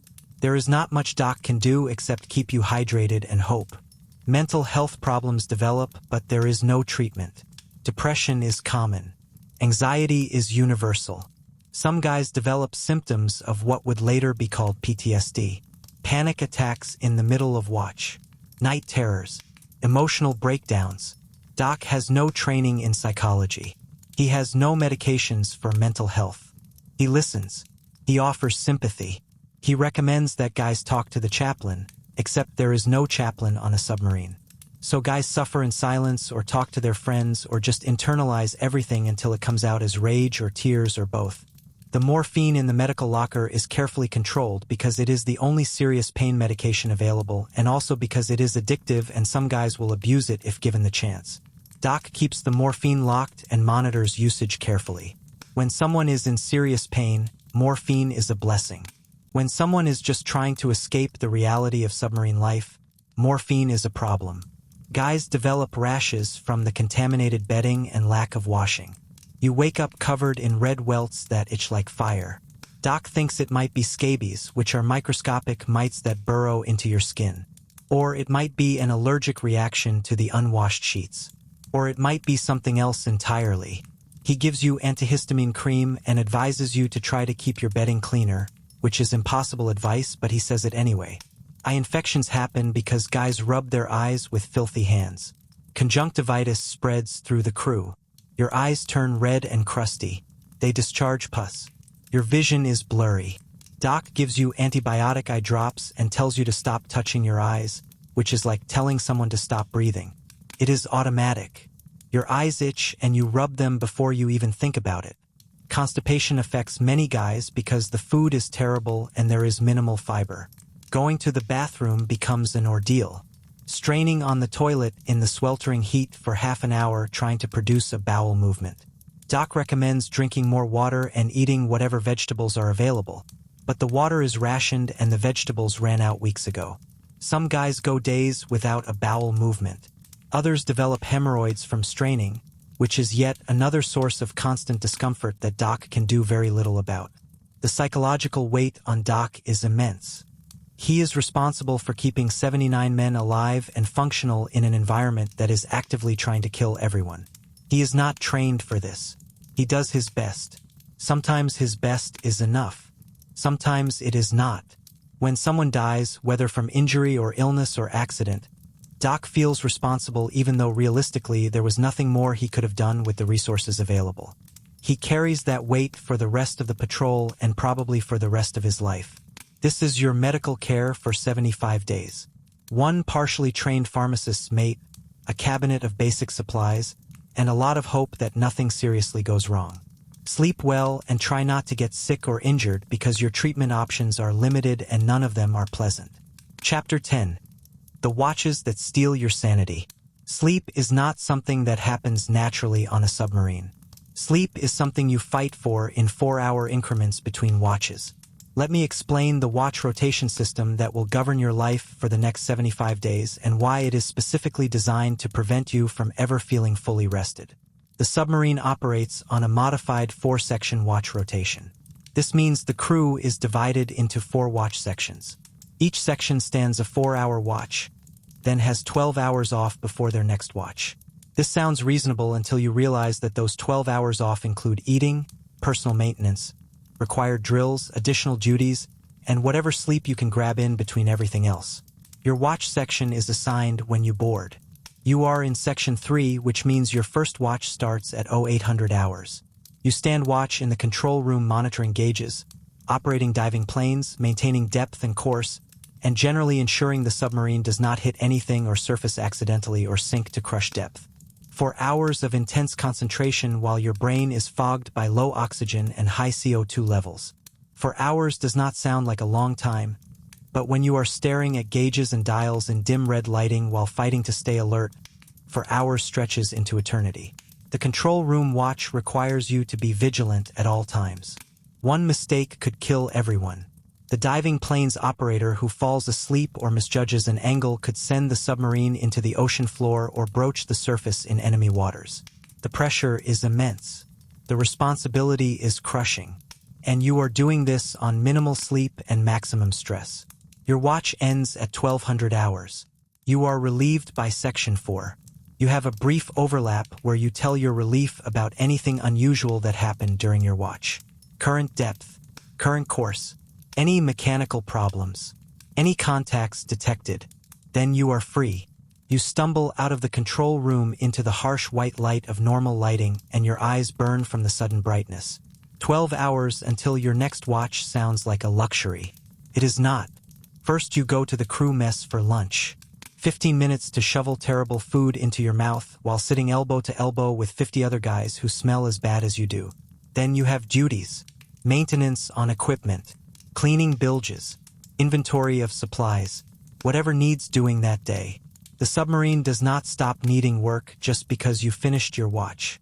After duties you might have 2 or 3 hours before the next drill. Fire drill. Flooding drill. Collision drill. Battle stations drill. The Navy loves drills. The idea is that drills prepare you for actual emergencies, so when real crisis happens you react automatically without thinking. The execution means you are constantly being woken up or interrupted to participate in simulated emergencies. Fire drill at 1400 hours. The alarm sounds. You race to your station. You grab fire-fighting equipment. You fight an imaginary fire while the officers evaluate your performance. The drill lasts 30 minutes. Now you have sweat through your clothes in the heat and you are exhausted from the adrenaline spike. You want to sleep, but there is no time. Dinner is in an hour. Then you have more duties. Then maybe you can sleep for a few hours before your next watch. You crawl into your rack at 1800 hours. Your rack mate is just getting up for his watch. The rack is warm and damp from his body. You do not care. You are so tired that you could sleep on broken glass. You pull the curtain. You close your eyes. The ventilation system roars. The electric motors hum. Someone 3 racks away is snoring like a chainsaw. You try to sleep anyway because this might be your only chance for the next 4 hours. Sleep comes in fits and starts. You drift off. You are jolted awake by the compressed air system releasing pressure. Bang! You fall back asleep. You wake up to someone walking past and bumping your rack. You sleep. You wake to the sound of the cook preparing breakfast. The smell of coffee and burnt food wafts through the compartment. You look at your watch. 0500 hours. You have been asleep for maybe 3 hours total in 1 hour increments. Your next watch is in 3 hours. You give up on sleep. You lie in your rack staring at the underside of the rack above you. You think about how tired you are. You think about how much more tired you will be by the end of this patrol. You think about sleep like a starving man thinks about food. Constant longing for something you cannot have in adequate quantities. Breakfast at 0600 hours. Coffee. Lots of coffee. You drink it black and strong. The caffeine hits your system and provides a temporary boost that will wear off sometime during your watch. You eat whatever the cooks have prepared. You do not taste it. You are too tired to taste anything. 0800 hours. Your next watch begins. For more hours in the control room, monitoring gauges, maintaining depth, fighting to stay alert. The low oxygen levels make you drowsy. The red lighting is not helping. You drink more coffee. You stand up and move around when possible to keep blood flowing. You count down the minutes until your relief arrives. This cycle continues for 75 days. For hours on watch. 12 hours off that include maybe 3 or 4 hours of broken sleep. Your body never fully recovers. You accumulate sleep debt that compounds daily. By week 3, you are a zombie operating on autopilot and caffeine. By week 6, you are hallucinating from exhaustion. You see things that are not there. You hear voices. Your thinking is so impaired that simple calculations take minutes to complete. The watch rotation changes sometimes to accommodate operational needs. Battle stations means everyone goes to their combat station regardless of what section they are in or whether they were sleeping. Battle stations can last for hours. You stand there at your station waiting for orders while the submarine runs silent, trying to avoid enemy destroyers. You cannot sit. You cannot sleep. You can only wait and stay alert because lives depend on your readiness.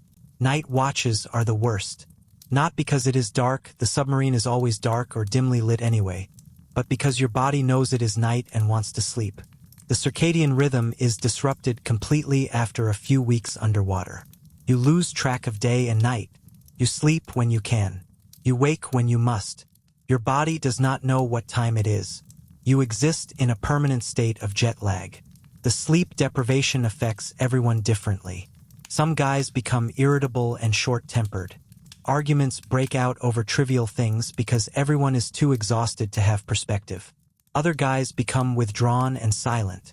They do their jobs mechanically but do not engage in conversation or social interaction. A few guys adapt somehow and function normally, but they are rare. Most of the crew stumbles through each day in a fog of fatigue. Microsleeps start happening around week 4. You are standing watch and suddenly you jolt awake realizing you were asleep for a few seconds while standing up. This is dangerous. Missing something critical during a microsleep could sink the submarine. You force yourself to stay alert. You drink more coffee. You splash cold water on your face. You do whatever it takes to keep your eyes open. The only time you get extended sleep is during long transits when the submarine is running submerged on a straight course with minimal activity. The watch officers will sometimes let guys sleep for 6 or even 8 hours if tactical situation allows.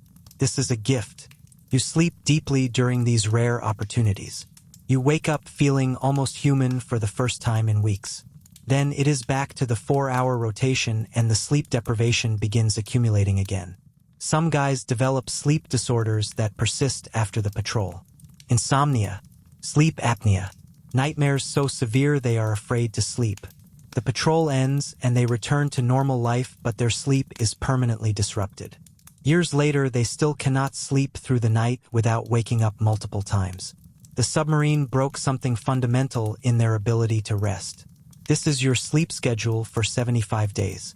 For hours of watch, 12 hours of duties and drills, and maybe 3 hours of interrupted sleep. Repeat until you cannot remember what it feels like to be well rested. Repeat until exhaustion becomes your baseline state. Repeat until you would sell your soul for one night of uninterrupted sleep in a quiet, dark room. But that will not happen for another 62 days. So drink more coffee, stand your watch, and try to stay awake long enough to get relieved without falling asleep standing up. Sweet dreams during your next 3 hours of rack time. Chapter 11. The enemy above you waiting. Let us talk about the thing nobody mentions much but everyone thinks about constantly. The enemy. Not the abstract concept of the enemy, but the very real destroyers and aircraft that are actively trying to kill you. You are in a submarine in the Pacific hunting enemy shipping. This means enemy forces are hunting you with equal determination and significantly more resources. The Japanese Navy has an entire branch devoted to anti-submarine warfare. Destroyers equipped with depth charges. Aircraft with bombs and depth charges. Submarine nets across harbor entrances. Minefields in strategic choke points. They are good at what they do, and they have sunk dozens of American submarines. Your submarine could be next. Everyone knows this. Nobody talks about it directly, but the knowledge is always there in the back of your mind. The sonar operator is your early warning system. He sits in the sonar shack wearing headphones listening to the ocean. Every sound that reaches the submarine passes through his ears first. He can identify ships by their propeller sounds. He can tell you if a contact is a merchantman or a warship. He can estimate range and bearing. His job is to hear danger before it hears you. Your life depends on his skill and attention. Contact. Sonar has detected surface vessels.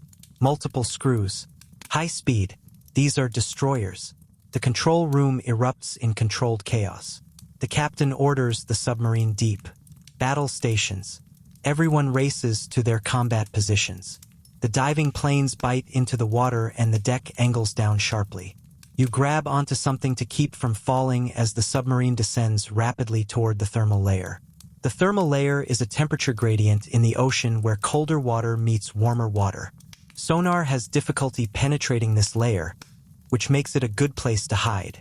The submarine slips below the thermal layer and levels off at 400 feet. Everyone is silent. The only sounds are the electric motors running slow and the creaking of the hull under pressure. 400 feet is deeper than the submarine's test depth. You are in the realm where the pressure hull could fail if you go much deeper. But staying shallow means the destroyers can find you easily. So you go deep and hope the hull holds. Pinging. The destroyers are using active sonar. You hear it through the hull. Ping. A sound like a hammer striking a bell. The sound wave propagates through the water searching for the submarine. Ping. Each ping is a question.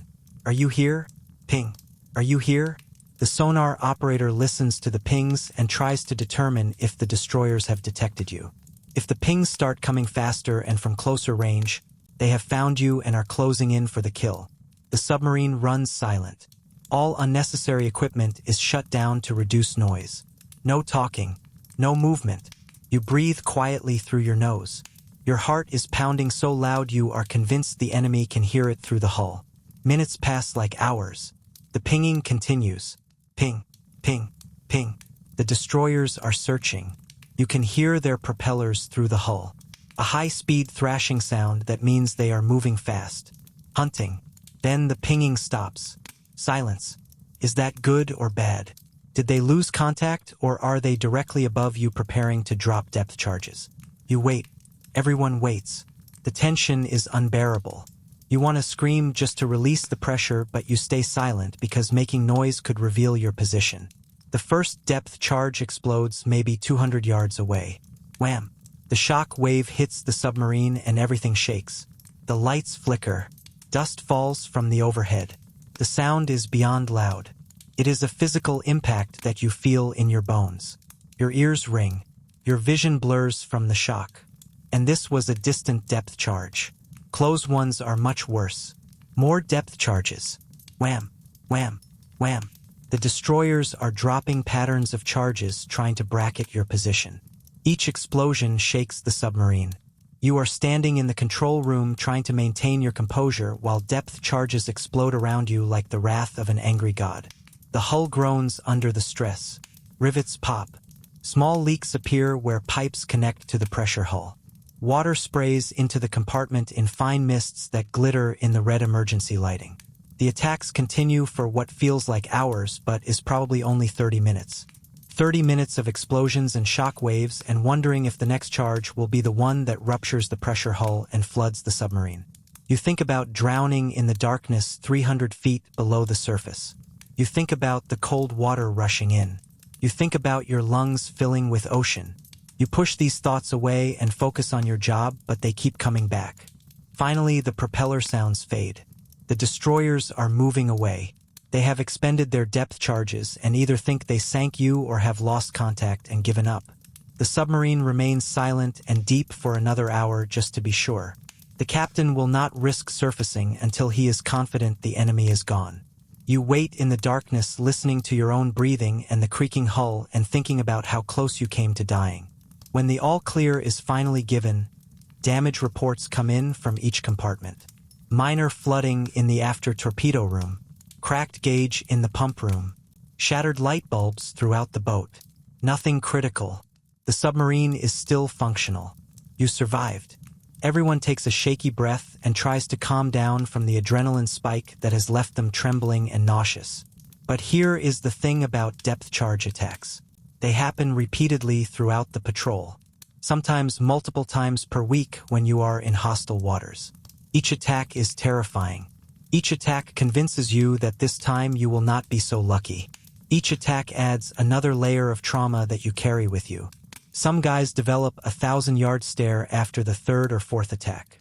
They have seen too much, experienced too much fear.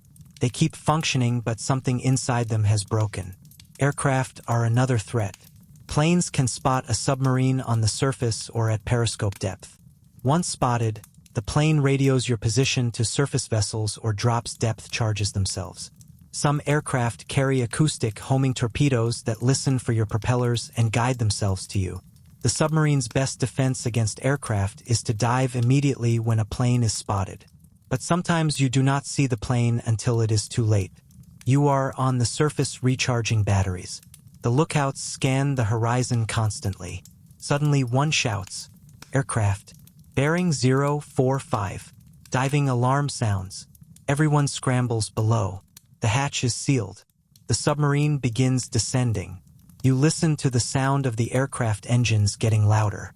Will you submerge before the plane can attack? The deck tilts. Water rushes over the bridge. You go under. The aircraft passes overhead.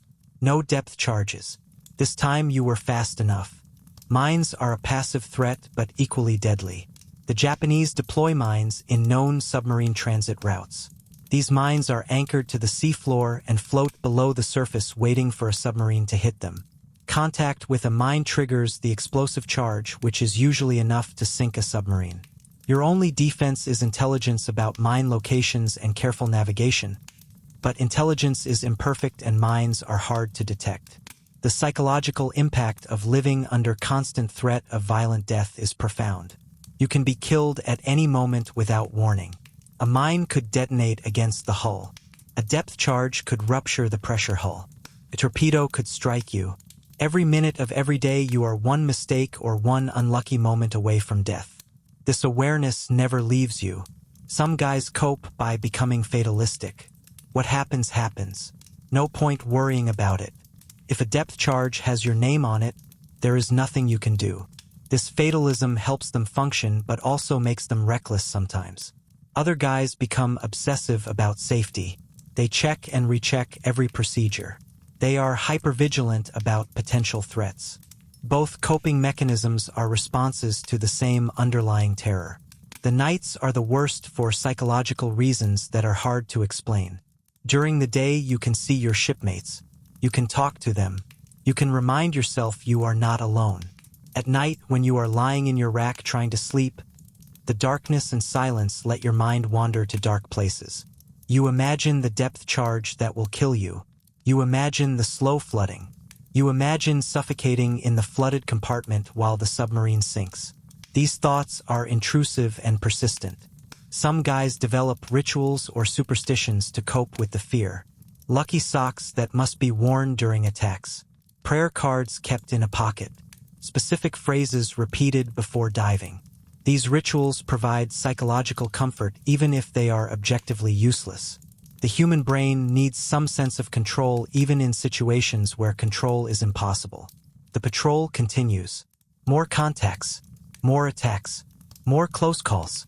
Each time you survive reinforces two contradictory beliefs. First, you are lucky and skilled enough to survive anything. Second, your luck will eventually run out and the next attack will be the one that kills you. You hold both beliefs simultaneously and they compete in your mind, creating cognitive dissonance that never fully resolves. This is your reality for 75 days. The enemy is always out there. The danger is always present. Death is always one mistake or one piece of bad luck away. You live with this knowledge every day and somehow you keep functioning because the alternative is to collapse into panic, and that is not an option. So you stand your watch. You maintain your equipment. You do your job. And you try not to think too hard about the fact that you might not survive to see port again.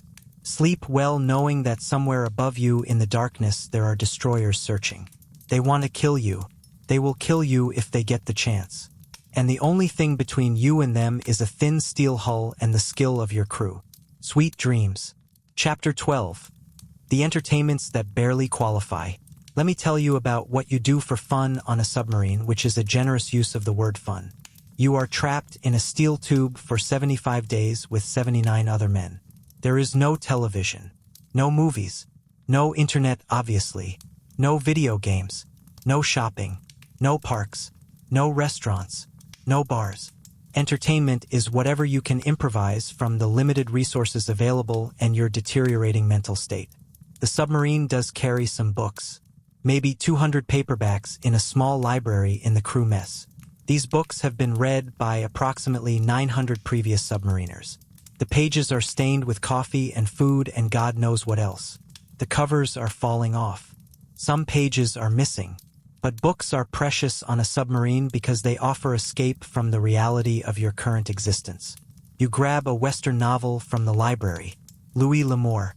You have read it twice already on previous patrols, but you read it again because the alternative is staring at the overhead thinking about how much time is left in this patrol. You lie in your rack and read by the dim light that filters through your rack curtain. The story is familiar but comforting. Cowboys and gunfights and wide open spaces. Everything you do not have right now. The popular books circulate constantly. A good mystery novel or adventure story might be read by 30 guys during a single patrol. You finish it and pass it to the next guy on the waiting list. Someone is always reading. Guys read during meals. They read during their off time. They read before sleep. Books are the primary escape mechanism from submarine life. Some guys write letters home even though there is no way to mail them until the submarine returns to port. Writing letters gives them something to do and helps them process their experiences. The letters are usually edited versions of reality because how do you explain to your wife or mother what it is really like living in a metal tube 300 feet underwater breathing toxic air and being depth charged by destroyers? You cannot. So you write about how the food is okay and everyone is doing fine and you miss them and will see them soon. Card games are popular. Poker, hearts, cribbage. Guys play for matchsticks or cigarettes or small amounts of cash. The games can get intense because there is nothing else to do and cards become a way to establish dominance or settle grievances. Arguments break out over rules or accusations of cheating. These arguments can escalate quickly in the confined space with everyone stressed and tired. The officers have to intervene sometimes to keep card games from turning into fistfights. Gambling is officially forbidden but universally practiced. Guys bet on anything. How many days until the patrol ends? How many depth charges the submarine will survive? What the next meal will be? Whether a particular piece of equipment will break down. The bets are usually small but sometimes substantial amounts of money change hands. A sailor can lose a month's pay in a single poker game. Storytelling is another form of entertainment. Veterans tell stories about previous patrols. The time they survived 20 depth charges. The time they sank 3 ships in one night. The time they surfaced next to an enemy destroyer and had to crash dive so fast the cook dropped an entire tray of eggs. These stories are embellished with each telling, but they serve an important purpose. They build camaraderie and remind everyone that others have survived similar conditions. Jokes and pranks help maintain morale. Crude jokes, practical jokes, sophomoric humor that would not be funny on land but is hilarious in the context of submarine misery. Someone puts salt in the coffee instead of sugar. Someone ties the chief's boots together while he sleeps. Someone draws crude pictures on the toilet stall walls. The humor is juvenile, but it provides brief moments of laughter in an otherwise grim existence. Singing happens sometimes, usually late at night when guys cannot sleep and are sitting in the crew mess drinking coffee. Someone starts singing a popular song. Others join in. The harmonies are terrible, but nobody cares. Singing together creates a sense of unity and shared experience. The most popular songs are ones about going home, missing loved ones, longing for a different life. The lyrics resonate deeply with men who are trapped far from home. Some guys develop hobbies to pass time, carving objects from soap or wood scraps, making lanyards from string, drawing or sketching if they have paper and pencil. These activities require minimal materials and can be done in tiny spaces.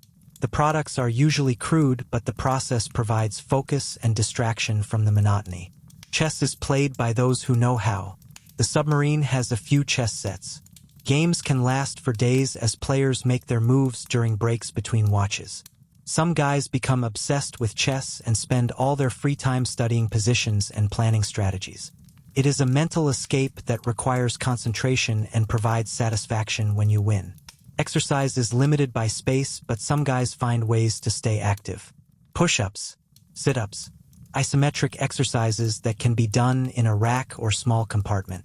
The engine room crew sometimes uses the machinery as weight training equipment. Lifting heavy parts, carrying tools. The exercise is not structured or planned.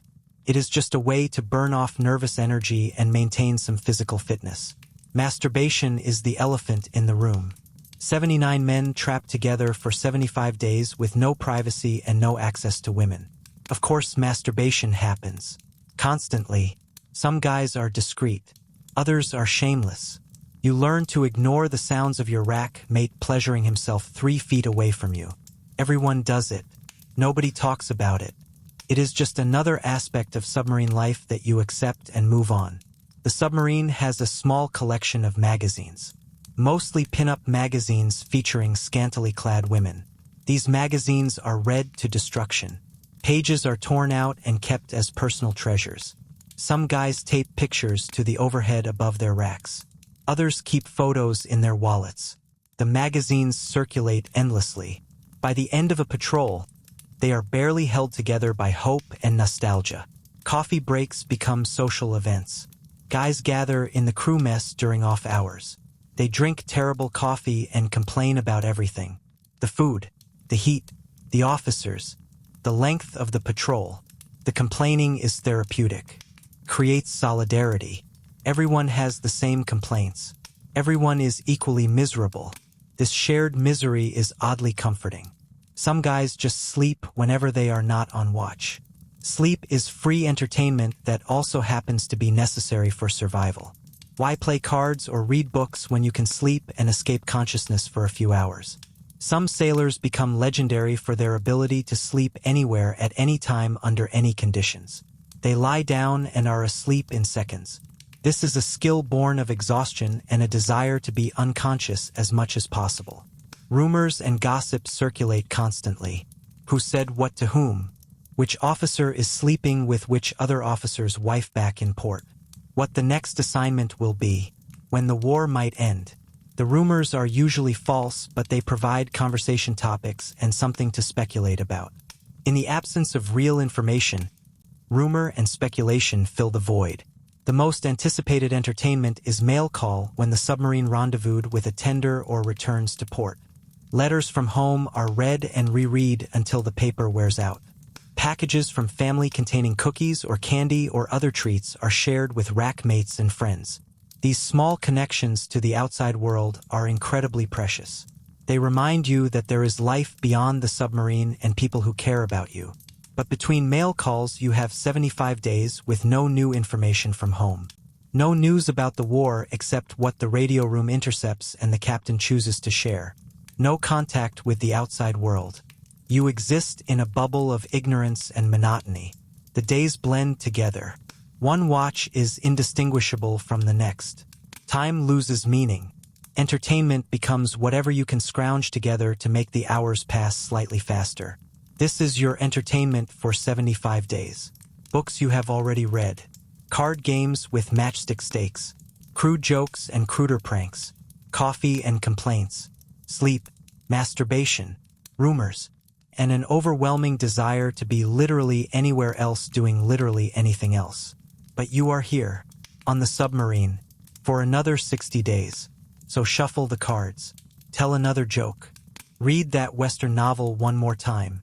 And try to remember what it was like to have actual fun in the world you left behind. The world you might never see again if this patrol goes wrong. Sleep well and dream of entertainment that does not involve a greasy deck of cards and guys who smell like they died 3 weeks ago. Chapter 13. The return to surface and the shock of daylight. After weeks submerged, you have adapted to submarine life. The dim red light, the recycled air, the constant noise, the cramped spaces. This is your normal now. Your brain has adjusted to these conditions because the alternative is madness. And then the captain gives the order to surface and everything you have adapted to is suddenly stripped away. Battle stations surface. Everyone moves to their surface stations. You are assigned to the deck gun crew even though you have never actually fired the deck gun and hope you never have to because it means things have gone very wrong. You wait in the control room as the submarine begins rising from patrol depth. The deck angles up slightly. The pressure in your ears changes as the submarine ascends. You swallow repeatedly to equalize the pressure. The submarine breaks the surface and the hull levels off. The captain opens the hatch. Fresh air rushes down the conning tower. Real fresh air. Air that has not been breathed by 79 men repeatedly. Air that contains actual oxygen at normal concentrations. Air that does not taste like diesel and despair. The first breath of fresh air is shocking. Your lungs have adapted to low oxygen, high CO2 air. Suddenly your lungs are getting 21% oxygen instead of 17 or 18%. The oxygen saturation in your blood spikes. You feel dizzy, lightheaded. Some guys actually vomit from the sudden change in air quality.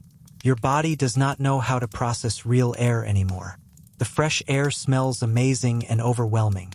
You can smell the ocean, salt water, seaweed, the faint scent of fish. No diesel, no unwashed bodies, no backed up toilets, just clean ocean air. It is the most beautiful smell you have ever experienced. You breathe deeply, trying to fill your lungs with as much fresh air as possible before you have to go back inside. Guys climb up to the bridge to serve as lookouts. They scan the horizon for enemy contacts while simultaneously experiencing sensory overload from being outside. The sky is blue. The sun is bright. The ocean stretches to the horizon in all directions. After weeks in artificial light, the natural sunlight is blindingly bright. You squint. Your eyes water.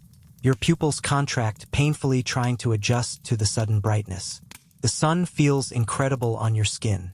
Warm. Natural.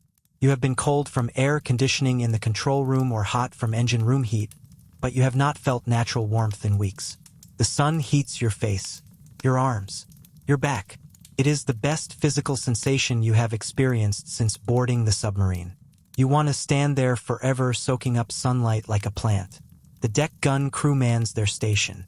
You climb out onto the main deck and suddenly you have space. 360 degrees of empty ocean. Unlimited sky. No overhead closing in on you. No bulkheads 6 inches from your face. You can see for miles. The horizon is not a bulkhead. It is the actual horizon.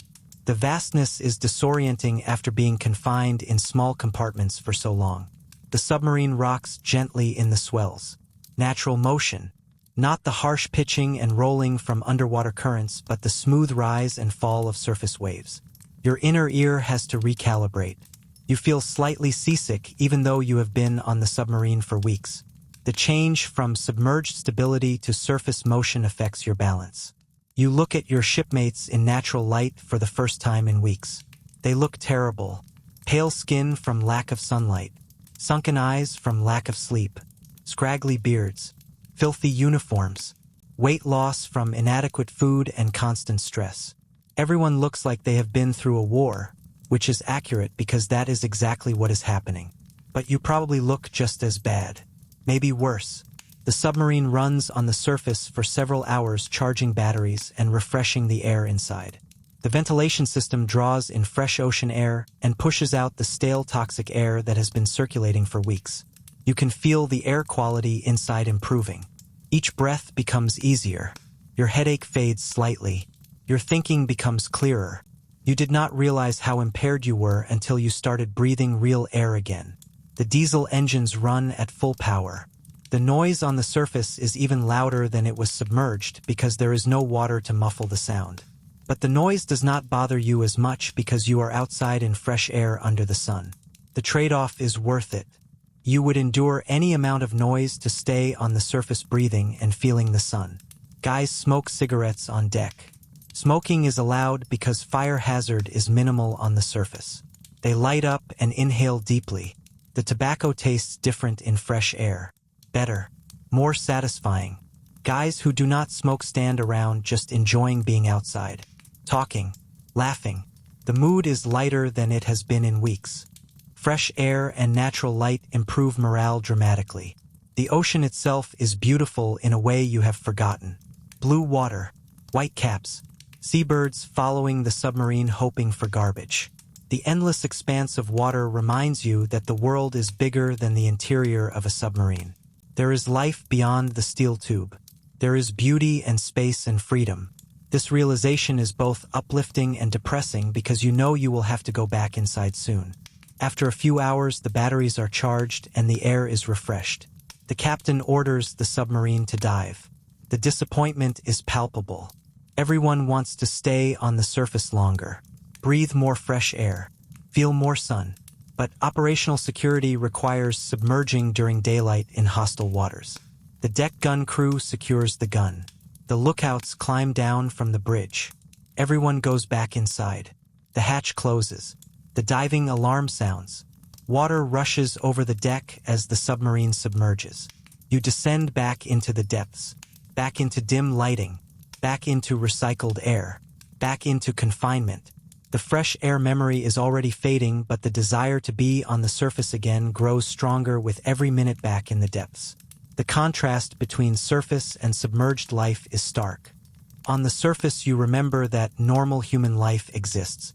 People live in houses with windows and doors. They breathe fresh air constantly. They see the sun every day. They have space to move. On the surface, you remember that your current existence is abnormal and temporary. But that memory makes returning to submarine life harder because now you know exactly what you are missing. Some guys cope with this by compartmentalizing. Surface time is surface time. Submerged time is submerged time. Do not compare them. Do not wish for one while experiencing the other. Just accept whatever reality you are currently in and make the best of it. This is psychologically healthy advice that almost nobody can actually follow. The surfacing periods become something to look forward to. Every few days, the submarine surfaces to charge batteries and refresh air. Each time is a brief respite from the underground existence. A reminder that there is still an outside world. A chance to breathe and see and feel things that are not submarine related. These moments become precious memories that sustain you through the long submerged periods. But here is the cruel part. Each surface period reminds you of what normal life was like. Each time you go back down, it gets harder. The confinement feels more oppressive after tasting freedom. The recycled air tastes worse after breathing fresh ocean air. The dim lighting feels darker after seeing natural sunlight. Every surfacing makes the next submerged period slightly more unbearable. You learn to savor the surface time without letting yourself want it too much. Want it too much, and the disappointment when you dive again will crush you. Savor it just enough to maintain hope that you will surface again, that you will eventually return to port and leave the submarine behind, that this patrol will end and you will breathe fresh air and see the sun and sleep in a real bed and eat real food and shower with unlimited water and be human again. But for now you are going back down, back into the darkness, back into the smell, back into the heat, back into the noise. The submarine descends to patrol depth. The natural light fades. The recycled air tastes like death once again. And you have 55 more days of this before the patrol ends.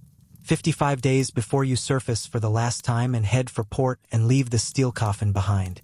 Sleep well knowing that somewhere above you there is natural light and fresh air and a world that continues existing without you. A world you will return to eventually if you survive. And survival is looking less certain with each passing day. Sweet dreams. Chapter 14. The final days and the countdown to freedom. Day 68. 7 days left in the patrol. The atmosphere on the submarine has changed. The exhaustion is bone deep. The supplies are running critically low. Everyone is counting down the days, hours, minutes until this nightmare ends. But 7 days in submarine time is an eternity, and anything can happen in 7 days. The food situation has become truly desperate. All fresh food is long gone. The canned goods are running low. Meals are creative combinations of whatever remains. Breakfast is canned hash with canned vegetables. Lunch is canned soup with canned bread. Dinner is canned mystery meat with canned fruit cocktail for dessert. Everything tastes like the can it came in. Your body craves fresh food with an intensity that borders on obsession.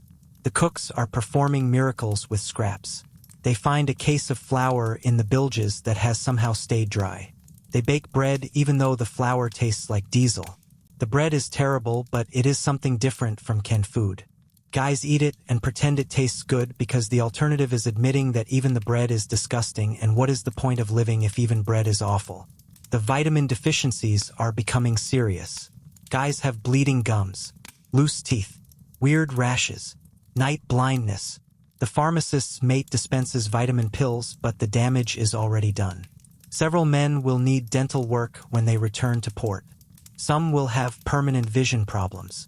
The human body is not designed to survive on canned food for 75 days. The air quality has degraded to crisis levels. The CO2 scrubbers are working at maximum capacity and barely keeping pace. The oxygen levels are dangerously low. Matches will not light reliably. Guys are lightheaded and dizzy constantly. Some have developed respiratory infections that will not heal because their immune systems are compromised. Breathing is work. Each breath takes conscious effort. The submarine smells like a mass grave. 79 men who have not showered in 75 days. Unwashed clothes that are literally rotting off bodies. Backed up toilets. Moldy food. Diesel fumes. Battery gas. The smell has evolved beyond description. It is a physical presence. You can taste it. Coats your throat. It saturates your clothes and hair and skin. You will smell like this for weeks after the patrol ends.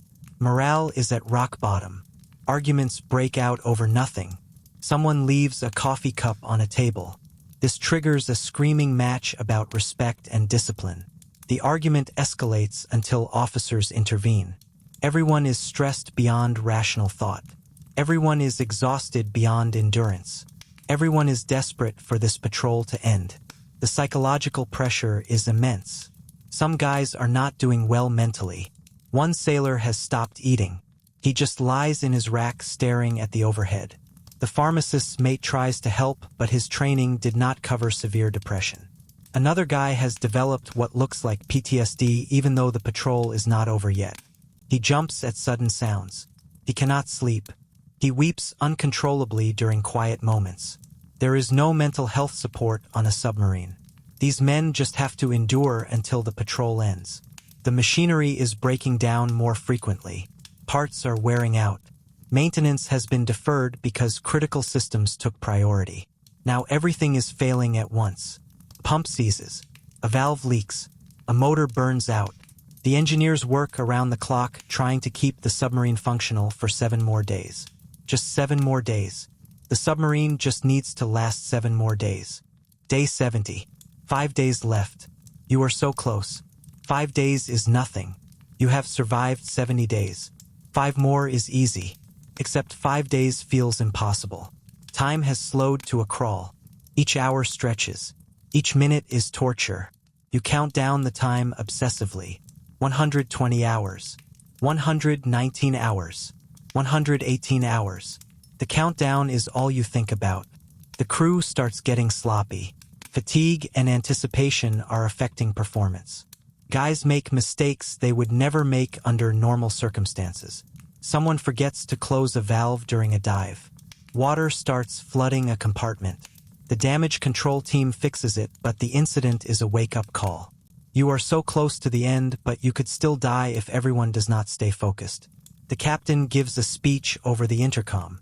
5 days left. Stay sharp. Do your jobs. Do not get complacent. We have survived this long. We can survive 5 more days. The speech is meant to motivate, but it has the opposite effect. Hearing the captain acknowledge that the patrol is almost over just makes you want it to be over now. 5 days suddenly seems longer than the previous 70 combined. Day 72. 3 days left. The submarine is ordered to proceed to Pearl Harbor. You are going home. The word spreads through the boat instantly. Guys who were barely functional suddenly have energy. The mood shifts from despair to cautious optimism. 3 days. 72 hours. 4,320 minutes. You can make it. You will make it. The last 3 days are a strange combination of relief and paranoia. You are so close to safety, but you could still be killed. Enemy contacts are still out there. Mines still exist. Mechanical failures could still happen. You cannot relax until you are tied up at the dock with the engines shut down and the hatch open. Until then, anything can happen. Guys start packing their sea bags even though there is nowhere to go and nothing to pack. They organize their few belongings. They write final letters that will be mailed when they reach port. They shave and attempt to clean themselves up even though there is minimal water. These activities give them something to do besides obsessively watch the clock. Day 74. 1 day left. The submarine is running on the surface toward Pearl Harbor. You can see other ships in the distance. Friendly ships. American ships. The sight of civilization is overwhelming.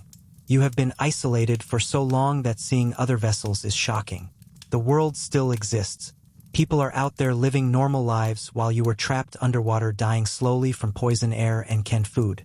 The submarine enters, the harbor approaches. You see land. Actual land. Green vegetation. Buildings. Structures built by humans for humans. The normalcy is disorienting. How can normal life still exist when you have been living through hell? But it does. The world continued without you. People went to work and came home and ate meals and slept in beds and did all the normal things while you were trapped in a steel tube breathing poison. The submarine navigates through the submarine nets into Pearl Harbor proper. Other submarines are tied up at the dock. Support vessels. Tenders. The infrastructure of war. You are almost there. Almost safe. Almost done. The anticipation is unbearable. The submarine comes alongside the dock. Line handlers throw lines. The submarine is secured. The engines shut down. For the first time in 75 days, the engines are silent. The sudden quiet is shocking. You have been living with constant noise for so long that silence feels wrong. Your ears ring in the absence of engine noise. The hatch opens. Fresh air floods in. Real fresh air. Air from land. Air that has never been inside a submarine. The smell is incredible. You smell vegetation. You smell food cooking somewhere on the base. You smell civilization. These smells are so powerful after 75 days of submarine funk that several guys start crying from the sensory overload. One by one, the crew climbs up through the hatch. You wait your turn. Finally, you climb the ladder. You emerge onto the deck. You step onto the dock. Solid ground. Land that does not move. Gravity that is predictable. You stand there swaying slightly because your inner ear is calibrated for submarine motion and standing on solid ground feels unstable. The sunlight is blinding even though it is late afternoon. You squint. Your eyes water. You cover your face with your hand. After 75 days in dim artificial light, natural daylight is painful. Your eyes will take days to fully adjust. But the pain is worth it because you are outside. You are on land. You are free. You walk down the dock on shaky legs.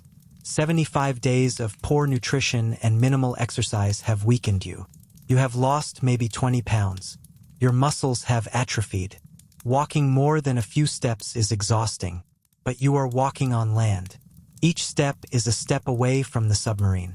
Each step is a step toward normal human existence. The crew is directed to a barracks for showers and food and sleep. Real showers with unlimited hot water. Real food cooked fresh. Real beds with clean sheets. The anticipation is overwhelming. You have dreamed about this moment for 75 days. Now it is real. Now it is happening. Now you can finally be clean and fed and rested. But first you turn and look back at the submarine.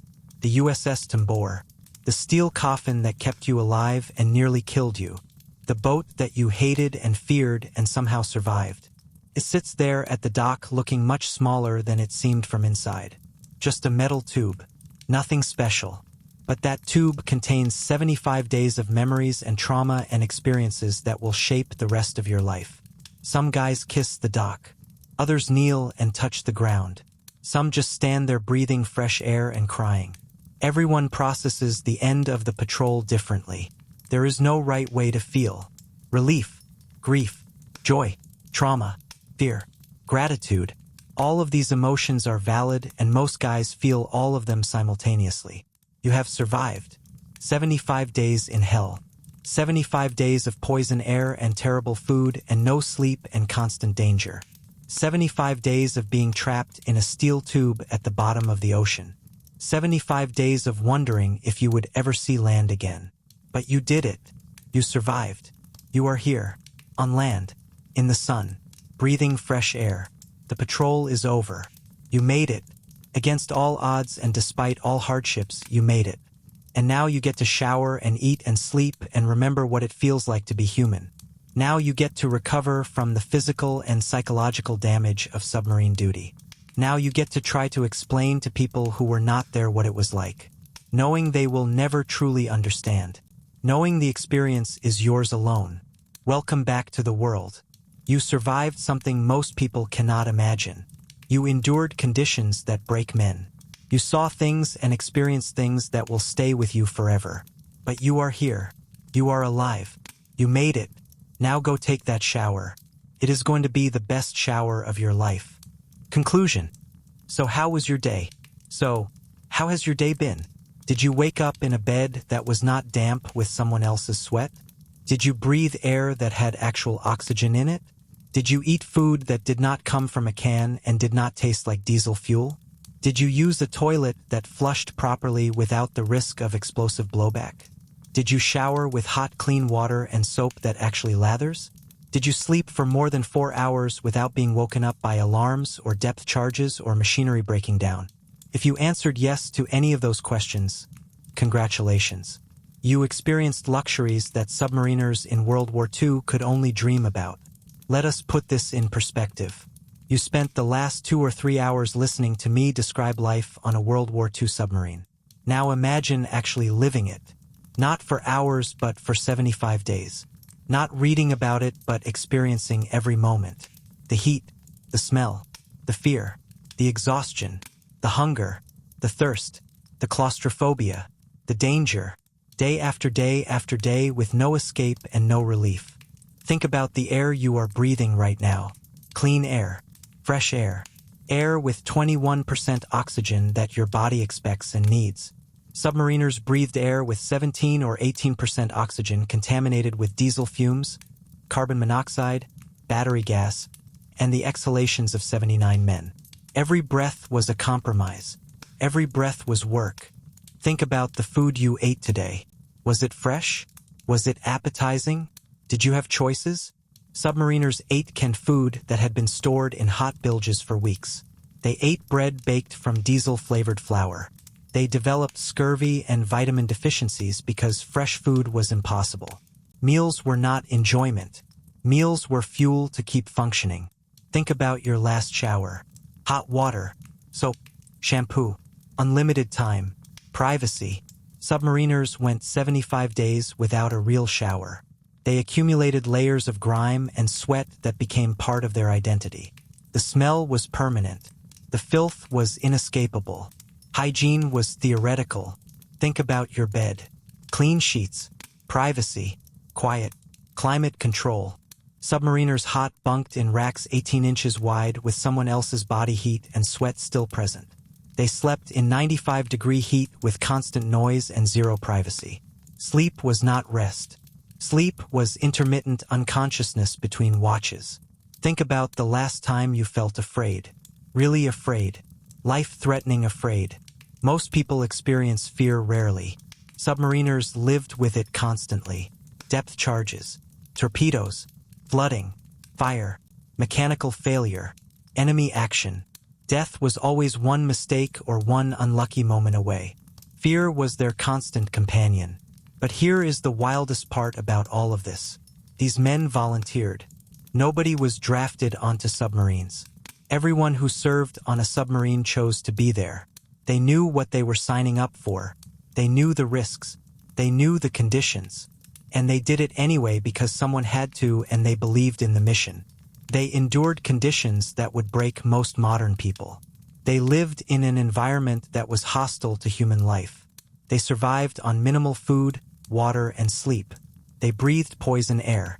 They existed in constant fear. They sacrificed comfort, safety, and sometimes their lives to fight a war they believed was necessary. And after the patrol ended, after 75 days of hell, they took a week of rest and then they went back out on another patrol. And another, and another. Some submariners completed 10 or more war patrols. Some completed 15. They kept going back because the mission was not finished and someone had to do it. 52 American submarines were lost during World War II. 3,500 men died. That is a casualty rate of about 20%. 1 in 5 submarines did not come back. 1 in 5 crews died in the depths, trapped in steel coffins as they flooded or were crushed or burned. The men who survived knew these statistics. They knew the odds. They went anyway. Think about that the next time you complain about your commute being too long or your office being too cold or your lunch being disappointing.